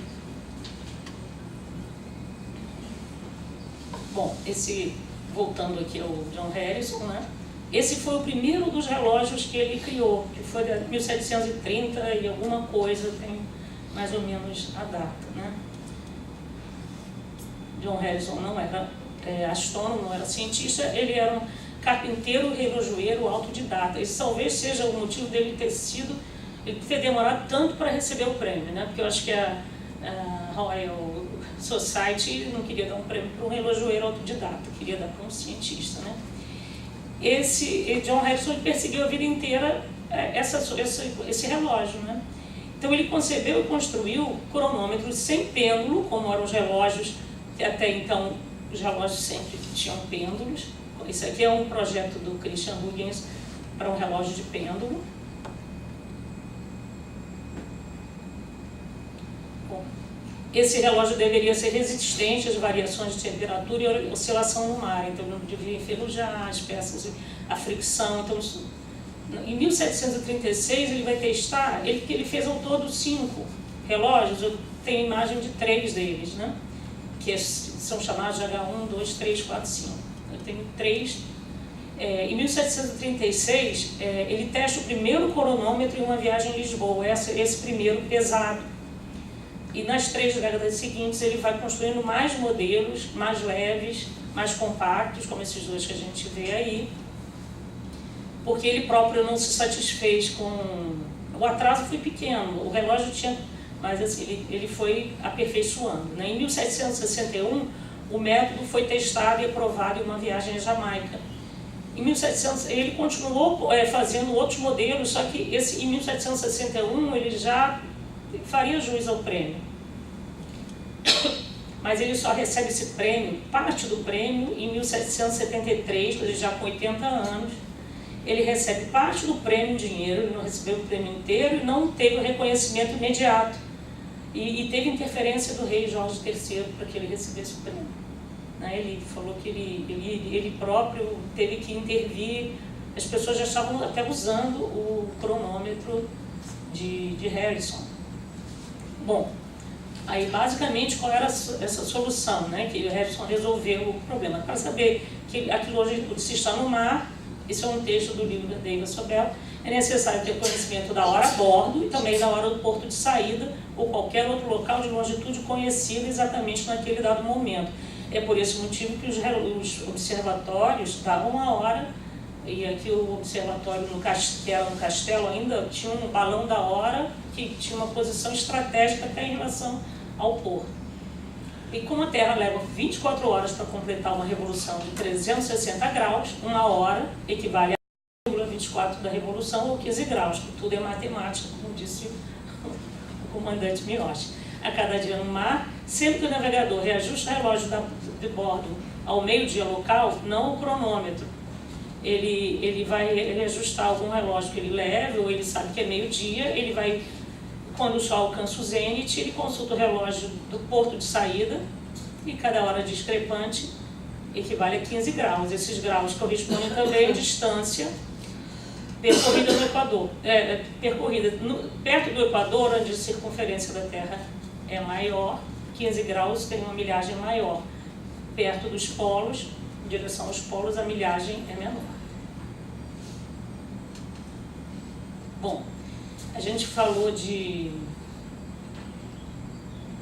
Realmente sou uma... Eu sinto falta do mouse. Bom, aqui, assim, o cronômetro de marinha, ele assume vários aspectos. Um deles é esse nosso que está grifado em preto, que é o nosso do século XIX. O primeiro aqui, do lado esquerdo, em cima, é um relógio, é o primeiro do Harrison, de 1730 e poucos, e temos outros que são esse aí em cima, é lá do Conservatoire des Arts et Métiers, enfim. Ele tem vários, mas todos são cronômetros de marinha, né? Bom, vamos falar aqui especificamente. Agora eu saí do terreno do genérico, fui para o específico. Vamos falar do cronômetro de marinha James Pullen Company, MASH, 1994, 0370. Bom, é uma autora da ciência da informação, falecida recentemente. Eu gosto de usar essa citação, ela diz que toda vez que o objeto é pensado como único, distinto dos demais, constituindo uma unidade inconfundível, pode-se falar de objetos individuais. Aí ela está falando de coisas, fenômenos, processos, enfim. Pode-se dizer que o que caracteriza os objetos individuais é a presença das formas do tempo e espaço. Os objetos individuais são aqueles que estão aqui e agora. Então a gente está falando especificamente desse objeto individual, o cronômetro, especificamente esse que está lá à disposição. Ele é um dos 12 cronômetros, isso aí é uma imagem da base de dados aqui do MASH, de acervos museológicos. Ele é um dos 12 cronômetros de marinha que o MAST tem, acho que todos são procedentes do observatório, né? Enfim, isso aqui são recortes da página lá na base. E ele pertenceu ao Observatório Nacional, eu não sei dizer exatamente, mas a gente tem uma aproximação, né? Só para falar que ele era do Observatório, e o Observatório também foi criado em boa parte por conta da navegação, né? E aqui eu peguei em trechos porque não daria para ler se eu colocasse ele inteiro, né? A memória sobre o estabelecimento do Observatório no Rio de Janeiro, e o discurso preliminar do capitão do Imperial Corpo de Engenheiros. Ele fala da importância da fundação de um observatório e que fala da importância para... ele fala já... mesmo aquelas nações cuja situação geográfica inabilita para navegação, mesmo que fosse o caso, em tal caso, um estabelecimento dessa natureza seria destinado especialmente à cultura, aperfeiçoamento da astronomia física, promove eficazmente o estudo aprofundado de outras ciências de que esta depende, etc, etc. Mas aí ele fala, se porém a este emprego da astronomia acrescente-se a aplicação desta ciência aos usos ordinários da navegação, um estabelecimento de semelhante natureza torna-se indispensável a uma nação cuja marinha mercante e de guerra tenham já adquirido certo grau de adiantamento. E esse foi o principal motivo, talvez, para criar o observatório aqui, o Imperial Observatório do Rio de Janeiro. Já em 1890, o regulamento para o observatório, no item 3, no artigo 1, a terceira linha, fala dos fins do observatório. Os seguintes fins, um deles é regular os cronômetros de marinha, assim como dar a hora ao porto e à capital mediante sinal convencionado, que era até ali um balão da hora que era acionado numa hora determinada, a hora mudou em alguns momentos, mas esse era das principais funções do observatório. Aqui um detalhe em cima do observatório, ainda no Morro do Castelo, e embaixo a gente vê com mais clareza, embora a foto esteja meio esmaecida, a posição estratégica do topo do morro com o balão, enfim, e o porto do rio e o mar embaixo, né? O mar ao fundo. Bom, então eu queria só destacar um pouquinho da trajetória do cronômetro de marinha, do acervo do MAST, dizer que, assim, é claro que todas essas coisas podem vir a ser revistas, e eu não inventei a roda, então, assim, eu me baseei no excelente trabalho feito no DICAM, que tem um dossiê do objeto, e tentei traçar a partir dali algumas considerações e pegar alguns momentos da trajetória, porque logicamente que nem tudo é documentado, né? Aquilo que é documentado, que a gente tem a sorte de ter um documento, né? Bom, o primeiro fabricante é James Poole de Londres. Ele é continuador do trabalho do irmão John Poole.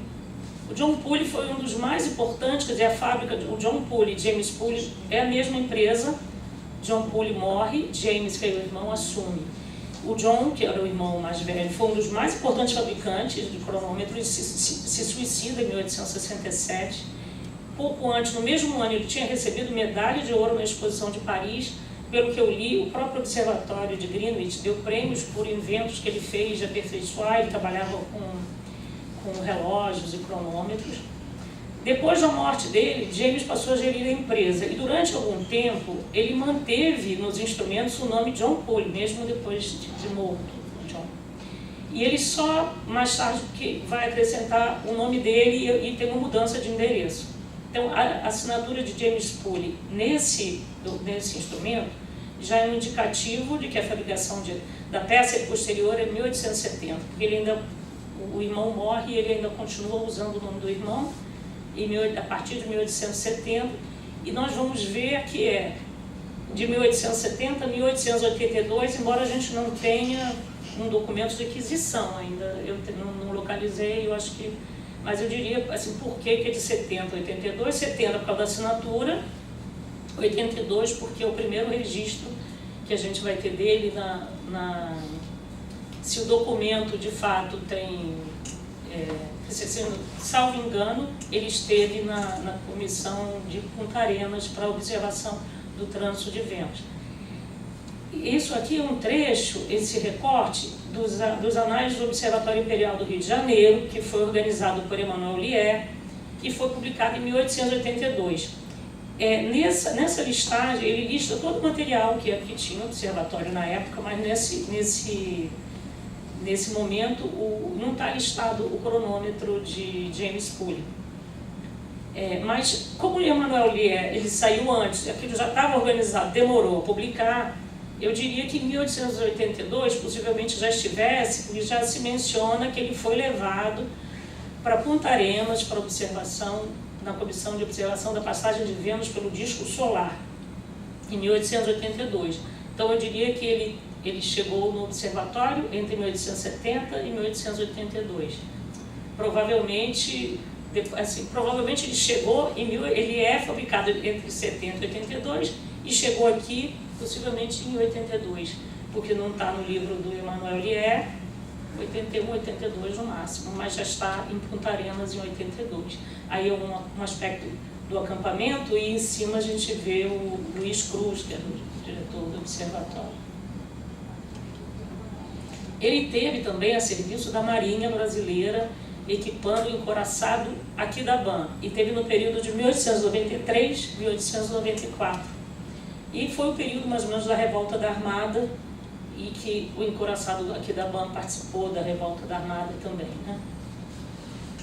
Ele foi cedido à Comissão de Fronteiras Brasil-Bolívia.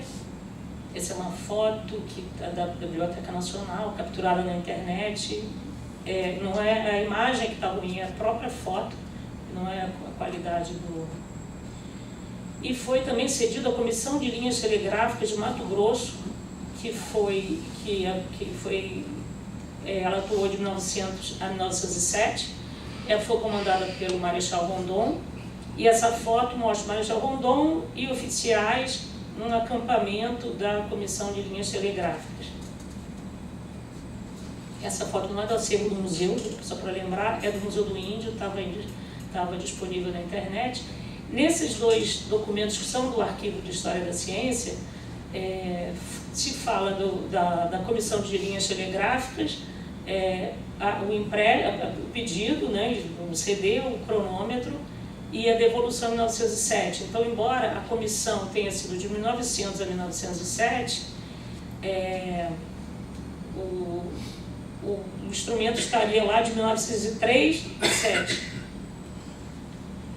Bom, pulando bastante, nós temos aí a musealização do cronômetro na criação do MAST. Em 1985, o MAST é criado, o acervo do observatório vem para o MAST. Isso faz parte da trajetória dele. O tombamento que ele faz em 1986, o tombamento aqui do prédio também pelo INEPAC em 87, o registro pelo MAST, o instrumento recebe o número 1994-0370.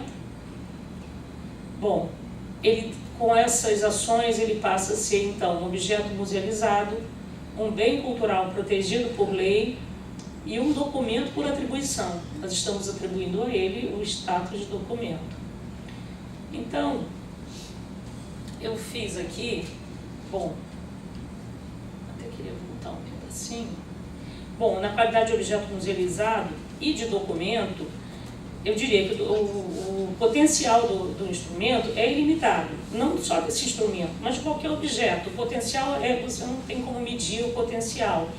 Em princípio, os objetos têm potencial ilimitado de informação. O objeto pode vir a ser acionado como documento por diferentes campos de conhecimento. E ele, no caso do cronômetro, ele é capaz de traçar uma rede que liga pessoas, como Marechal Rondon, como Luiz Cruz, como James Poole, por exemplo, instituições, eventos, temas relacionados à história da ciência, a história do Observatório Nacional, a história da Marinha, a conceitos científicos e por aí vai. E esse potencial ele se evidencia não apenas quando o objeto é abordado do ponto de vista genérico, ele é um cronômetro de marinha, mas também quando é abordado do ponto de vista específico ou individual. Nesse caso, as duas dimensões se somam. Ele é um cronômetro de marinha, mas é o cronômetro de marinha fabricado pelo James Cooley, pertencente ao acervo do MAST, procedente do Observatório Nacional. Então, neste slide que eu vou apresentar agora, eu vou trazer um mapa conceitual, que ainda está em fase de construção, em que eu busco ilustrar esse potencial temático.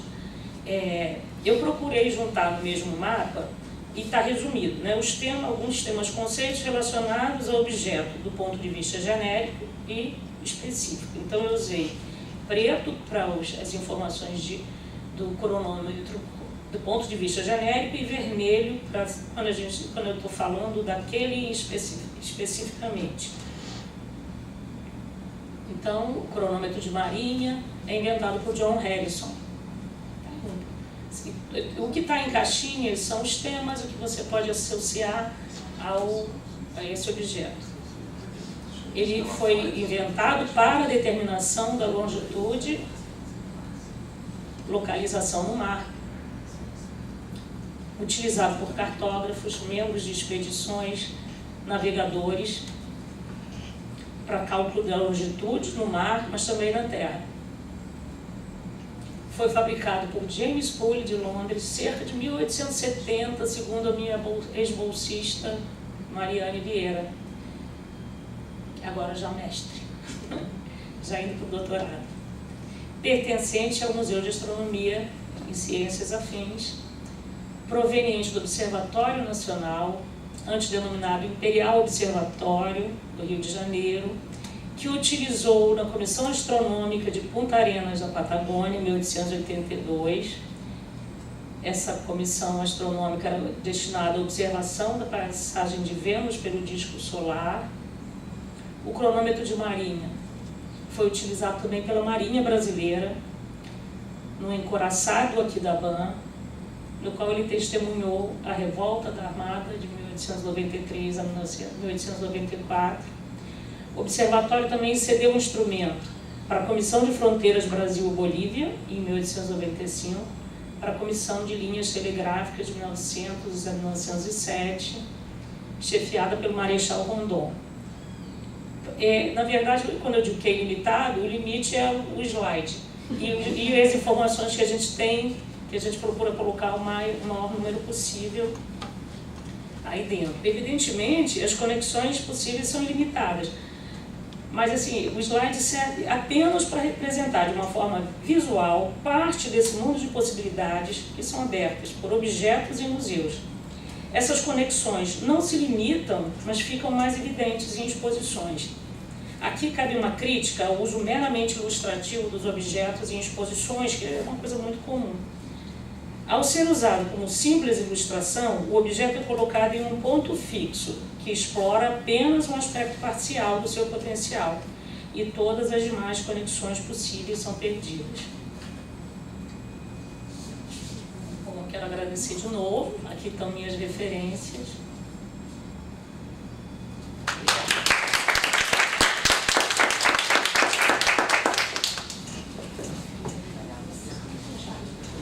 Oi? Deixa aqui, pode fechar. Comandante, a gente vai abrir para as perguntas, se a gente tiver assim, por favor.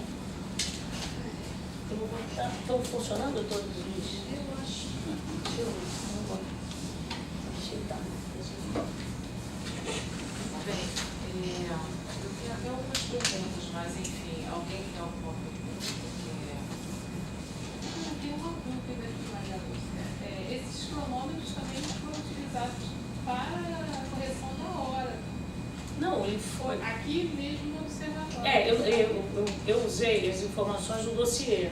Eu quis falar porque ele era muito cedido para... Então, eu imagino que ele tenha sido usado, porque se usava cronômetros.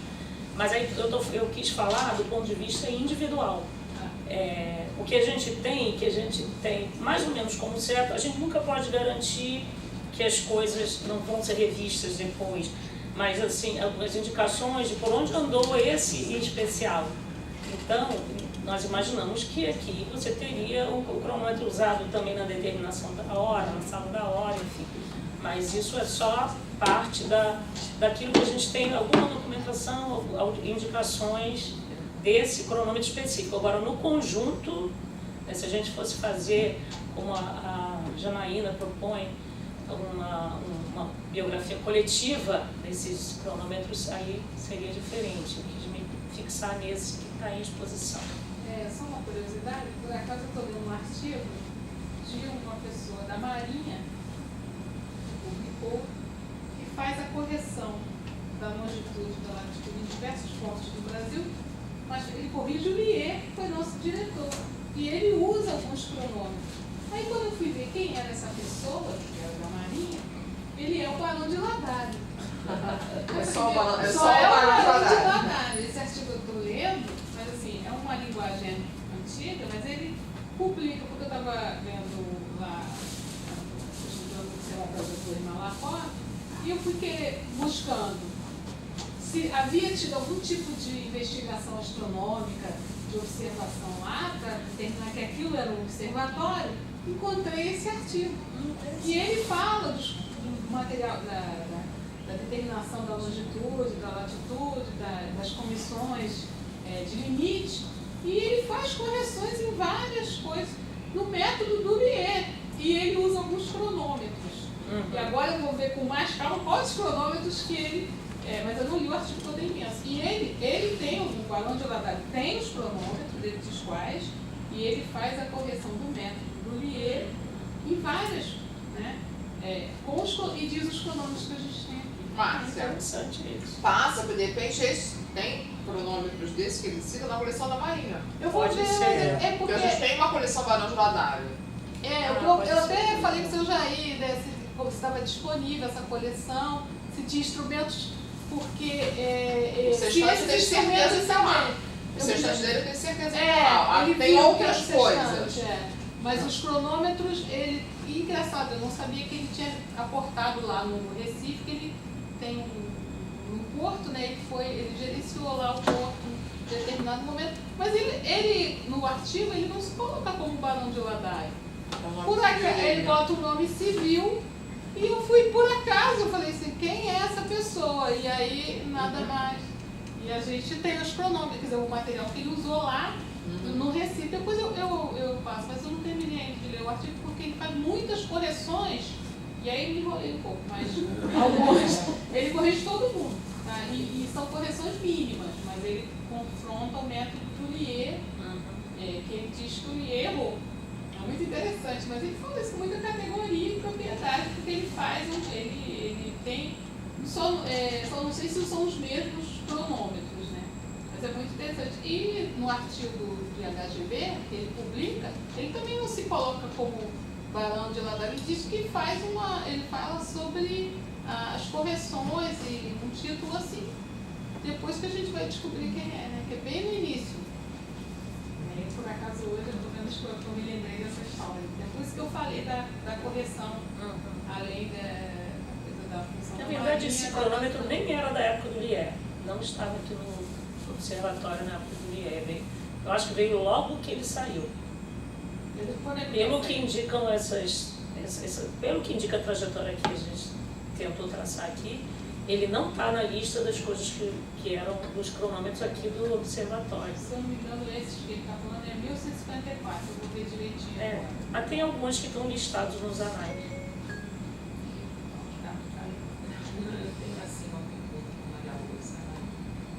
Também do comandante, da Maria Lúcia. Por isso eu acho o mapa conceitual bem interessante, já tinha dito isso, que o mapa conceitual dá para ver os grandes assim, eventos em relação à trajetória, né, do objeto, tanto a partir da musealização, antes da musealização, a ideia, né? Eu acho que é interessante. Então eu gosto muito de fazer massas conceituais assim, de grandes objetos, assim, de um grande número de objetos, seria bem interessante.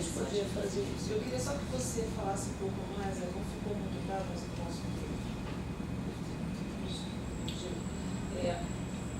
você fala de alguns eventos, né, no qual o objeto participou, de alguns eventos. Não ficou muito claro para mim como você chegou a esses eventos. Deixa eu ver se eu acho ele aqui. Isso que eu queria se perguntar. Eu queria, assim, perguntar para o comandante. Quando o senhor falou do uso do cronômetro em mar, o senhor faz referência a 2 movimentos. O balanço e o catu. Catu? Catu é quando é proa ou popa. Eu falo assim, mar. Entendeu? Mas isso tudo Ao mesmo tempo. O navio joga. Balanço é boreste com bordo. Eu tinha achado que era uma coisa mais. Não, balanço boreste com bordo. Catu é proa ou popa. Quer dizer, então assim, pelo que eu entendi, não sei se eu entendi errado, né? Não se usava o cronômetro, era até um determinado momento. Depois não era mais usado o cronômetro de marinha, é isso? Não, sempre usamos. Eu estou pensando no momento da observação. No momento da observação, o cronômetro está no camarim de navegação. Gabinete.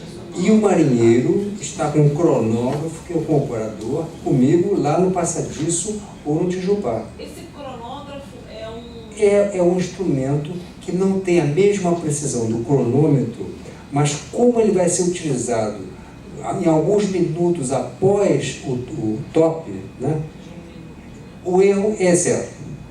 Entendeu? Você não usa para fazer uma observação, você não leva mais de meia hora.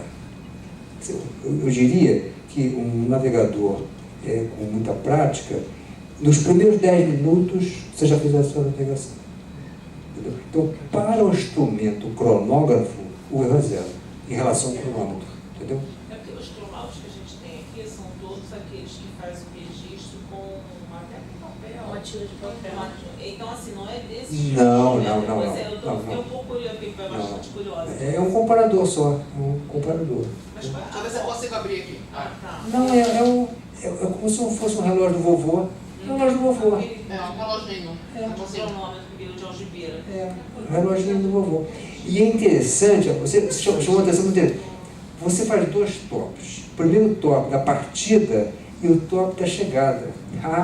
Quando o marinheiro volta ao camarim de navegação, quando chegar no momento, no minuto inteiro do cronômetro, ele vai parar o cronógrafo para verificar se a marcha do cronógrafo acompanhou a marcha do cronômetro.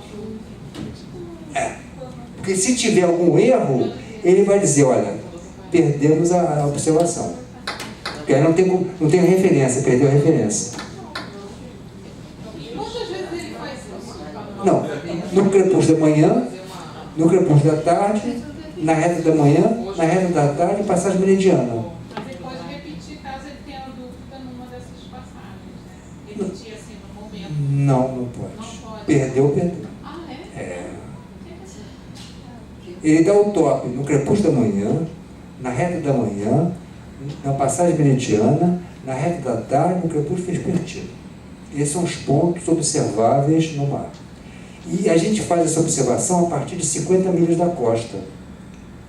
Antes de 50 milhas, pode dar alguma interferência no horizonte, ou no horizonte para o lado da Terra, entendeu? Então você espera 50 milhas da costa para você ter os 360 graus observáveis. E esse treinamento é feito até hoje? Hoje? É exigido. Eu era imediato do Belmonte, eu era o responsável pela navegação. Eu não queria nem saber de GPS. Eu tinha que pegar minha equipe para fazer a navegação normal. É proibido, porque nada te garante que o GPS amanhã funcionará. Basta que quem for o dono do GPS coloque uma senha. Pronto, acabou. Pronto. Está sem navegação. E você sabe por que a preocupação dos americanos, né? Porque os mísseis teleguiados são guiados pelo GPS.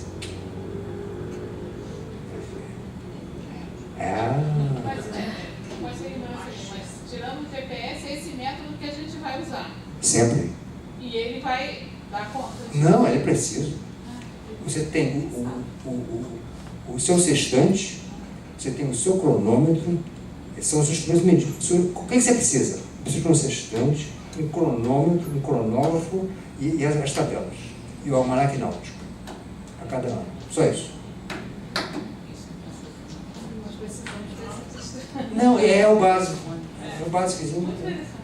E até hoje ele dá conta. E é interessante, porque quando eu fazia navegação, no início, imediato novo, eu fazia o preparo do céu. Bom, aqui está Sirius, Betelgeuse, Rigel, né? Na primeira semana de navegação, eu já não fazia mais preparo do céu. Porque eu chegava ali e dizia pá, não tinha que preparar nada, entendeu? E você, à medida que você vai evoluindo de meridiano, de latitude, você vai acompanhando, os tempos vão aparecendo, vão desaparecendo, entendeu? Como se fosse a lojinha do vovô. Aí você Horizonte. Marinha Brasileira. Do mar ou horizonte? Não. Como é que funciona essa questão do horizonte? É por isso que nós fazemos observação a 50 milhas de distância. Porque o horizonte são 10 milhas. Você está em Copacabana, olha o horizonte, aquele 10 milhas. A barra, forçar a barra. Não, você está em Copacabana, na praia. Olha a linha do horizonte, são 10 milhas. Mas acaba da chamada da barra, forçar a barra, né? Passar aquele horizonte. Não, o horizonte é ali, 10 milhas. Você a 50 milhas, você garante que não existe nenhuma influência de terra na sua observação. Que pode ter uma montanha, né? No Rio de Janeiro é cheio de montanhas. No porta-aviões, né? Então, a 50 milhas, você pode garantir que qualquer que seja o relevo em terra, esse relevo não vai alterar a sua observação.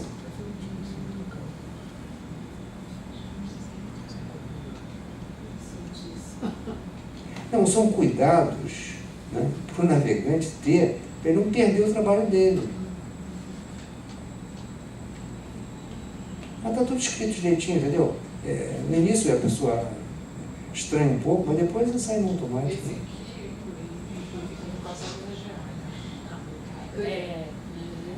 O que acontece? O dossiê do próprio no de Cameiro.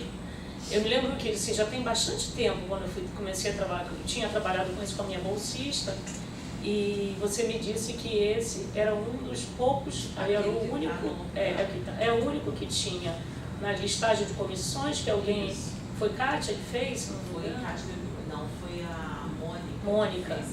Sim, a Mônica Pena. Esse tinha o número, dois já tinham um número, e aí um levava outro, e além desses dois, eu acho que era a Comissão do Brasil-Bolívia, das linhas telegráficas, tinha duas que falavam que tinha o número que dava especificamente, ou o número do Observatório Nacional, ou que dava assim, a marca, o número dava as especificações. Se você olhar o dossiê, não o que está na base, mas o dossiê tem algumas. Então eu levei em conta isso, e aí na época a minha bolsista, ela foi checando, eu acho que parece que alguém que fez isso, que não foi a Mariane pegou, acho que ela fez alguma coisa de que um levou o outro, ela levou o outro. Por exemplo, tinha um documento que não está aqui, que ela tinha usado, e que dizia que esse instrumento ele foi mandado para consertar depois que veio da Marinha, porque, lógico, havia o aqui da BAN explodiu. Ele teve vários problemas, e claro que ele veio em péssimo estado, ele voltou para a empresa que chamava Maeder de Bois e volta, mas ele volta rápido porque ele já vai para a Comissão de Fronteiras. Eu acho que ela conferiu um com o outro. A partir de uma... a partir de uma coisa foi chegando em outra, mas é o que está, basicamente, é o que está que eu acho que foi coisa da Mônica, né, que conseguiu, e aí tinha alguns documentos que a Mariane pegou, que tinha a ver, assim, quando se chegou a Comissão de Linhas Telegráficas, ela conseguiu ver que era aquele o cronômetro, então tinha alguns documentos dizendo quando foi e quando voltou. A revolta da Armada, ela viu quando entrou, quando voltou, que foi para o concerto, ele estava, durante a revolta da Armada, estava aqui da banca. Aí o Rondon eu já botei porque ele era o chefe da comissão, então eu achei que era mais o nome de uma pessoa, mas assim, não foi uma coisa que tenha sido uma pesquisa, foi uma pesquisa que foi feita pelo próprio núcleo, e a minha bolsista procurou ainda, seguiu alguns rastros. Eu não entendi, porque assim, as condições é ok, agora essa do encoraçado, eu pelo menos não sei até que tem, eu não lembro. Depois eu vou olhar mas pode ter sido uma... Ela fez alguma analogia, ela explicou, na época eu fiquei preocupada, já tem tempo. Aí ela foi me mostrando um documento, levava o outro, eu tenho que rever, porque eu preparei isso. Não, mas é bem interessante. Agora, como eu digo, tudo pode estar assim, pode ter um número errado, pode ter sido assim, porque o que eu posso dizer é que ele não estava aqui durante o tempo do LIE, porque ele listou tudo que tinha. E ele não ia omitir um instrumento que era do fabricante importante. Então eu imagino que ele tenha vindo para o observatório mandado pelo Ministério por conta da observação do trânsito de Vênus. Imagino que tenha sido por isso. Interessante, é muito interessante. Agora, isso tudo tem que ser revisto, né? Tudo pode, é passível de revisão. Conceitual, acho que é uma forma bem...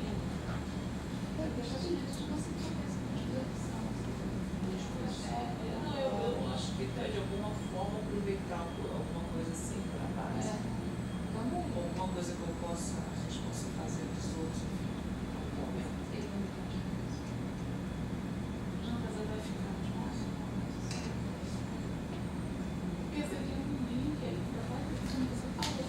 Alguém tem alguma... Na verdade, eu fiquei na dúvida com relação a essas tabelas que o senhor mencionou. O que são essas tabelas exatamente? São tabelas em papel? São tabelas que você acessa online numa plataforma? Elas são atualizadas todo ano? São as HOs. São livros. Né? São HO. É internacional.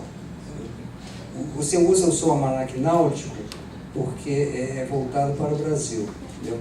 Você navega nas nossas costas. Porque se você sair do Brasil, você não vai usar o nosso almanaque, você vai usar outras publicações estrangeiras.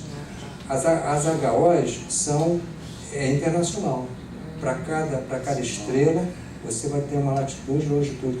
Porque quando você, veja, quando você observa uma estrela, a estrela não está naquela posição. Por que a estrela não está naquela posição? Você está vendo a estrela e a estrela não está naquela posição. Por que você acha que a estrela não está naquela posição? Por causa da atmosfera. A luz, ao bater na atmosfera, primeiro que ela não vai bater de forma perpendicular, ela vai bater de forma oblíqua, vai ter refração. Aí tem um erro de leitura, entendeu? E cada estrela tem uma inclinação diferente em relação à atmosfera. Então, tudo isso tem que ser muito, muito bem tabelado. É muito interessante, muito interessante. Veja bem, quando você está usando a tabela, você não está se preocupando com isso. Mas eu estou entrando no âmago de quem construiu a tabela, para valorizar esse tipo de trabalho, entendeu? É sensacional. Sensacional. Eu lembrei uma coisa que eu esqueci de falar para vocês, que eu considero muito importante na nossa civilização. Quando a referência da humanidade do século XVI era o Oriente. Tanto que nós necessitávamos chegar ao Oriente para comercializar com as especiarias.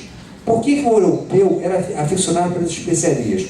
Porque o inverno europeu é muito rígido, grande parte do rebanho ia perecer por falta de alimento, e ele precisava das especiarias, não só para conservar a carne, como para dar sabor ao alimento. Ponto. Você vai dizer, mas aí tinha as caravanas dos muçulmanos que traziam essas especiarias para o mercado italiano. Lógico que tinha, mas tinha os senhores das terras que cobravam pedágio na ida e na volta. E tinha os salteadores que roubavam as especiarias na ida ou na prata e na volta. Então, para compensar essas viagens perdidas, esses mesmos produtos eram comercializados no mercado italiano por preços exorbitantes. E você há de concordar comigo que navio carrega muito mais carga que camelo. Então, no mundo, tudo é comércio. As soluções no mundo são comerciais. E é interessante você estudar a história, que você começa a entender intensamente esse problema, a problemática. E aí, quando uma pessoa ficava desequilibrada, você dava que palavra? Desorientada. E esse mesmo sentido passei a ser desnorteado, porque o norte é que passou a ser importante. Então, até no palavreado, as grandes navegações tiveram grande influência. Você vai dizer, é uma bobagem, mas não é. É a realidade em que a gente passou. Antes da Tânia fazer é porque assim, o objeto fica um mês em exposição, né, fica até um pouco mais, e as pessoas são convidadas a fazer leitura. Então também no Mastroloquia a gente faz essa leitura também, passa as impressões do público, né? Aí a Tânia vai falar ali. Quer sentar aqui? Eu ia perguntar. Não, eu vou fazer aqui. Esse mês a gente teve mais do que os outros, tiveram mais de 30 pezinhos preenchidos, mas a maioria foram muito crianças que vieram aí na Semana Nacional e a gente sabe que tem algum problema de entendimento, que agradecem pela visita, elogio no museu, meio que foge da proposta. Aqui a folheto que a gente deixa lá, deixa escrito, por favor, apresente livremente suas impressões ou informações sobre o objeto aqui exposto, baseado na sua própria leitura. Lembre-se que o museu não possui todas as respostas. O instrumento em questão está sendo constantemente pesquisado e a sua visão certamente enriquecerá as discussões. Então, vou destacar só os alunos que aqui fizeram algum tipo de leitura mesmo. Então, a primeira pessoa aqui diz que o objeto parece ser um instrumento de medição do tempo com o máximo de precisão, porque possui ponteira para segundos, além das horas. Acho que a caixa serve para 1. Proteger. 2. Carregar com mais facilidade. 3. Manter a precisão do instrumento. Uma segunda leitura segue ali as perguntas que a gente propõe. Então, ela diz que os materiais usados são madeira, metal e vidro. Sua função é marcar o tempo. Foi construído pela companhia de James Bull artesanalmente, com a intenção de marcar o tempo. Existem marcas de uso. Sua função continua a mesma, marcar o tempo. Foi feito em Londres no século XVII ou XVIII. E aí a pessoa falou que foi usado em um local que pertencesse à companhia de JP para observação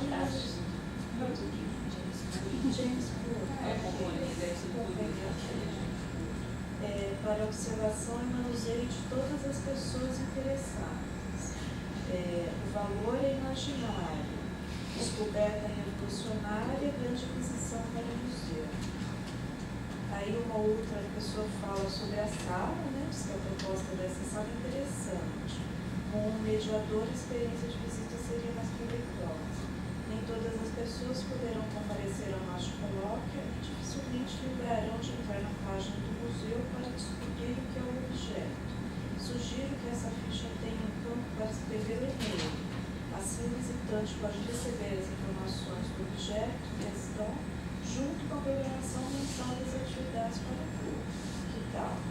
Pode, né? Aí aqui com uma letra infantil, mas uma criança coloca materiais, madeira, metal e pedra, vidro. Sua função é medir o tempo. Ele se chama relógio. Fabricante James Bull. Chama de uma leitura dos livros. Aqui, materiais, madeira e aço. Função, medidor. Objeto, industrializado. Fabricante James Bull. Existem sinais. Onde foi feito em Londres em 1994.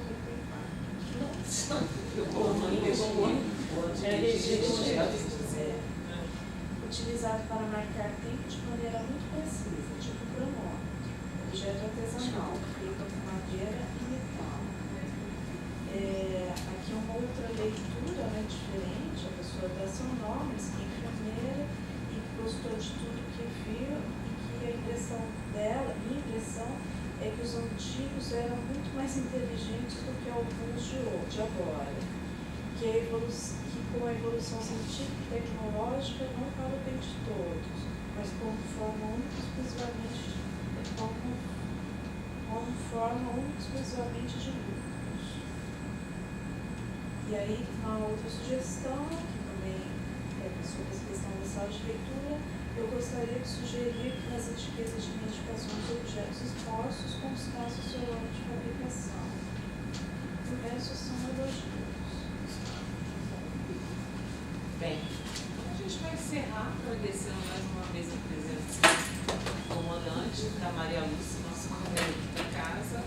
E assim, convidar também que a prova, o último do ano, vai acontecer no último mascolóquio do ano, vai acontecer no dia 13 de dezembro e vai ser discutido uma peça de meteorologia. Só que dá para adiantar. Agradeço.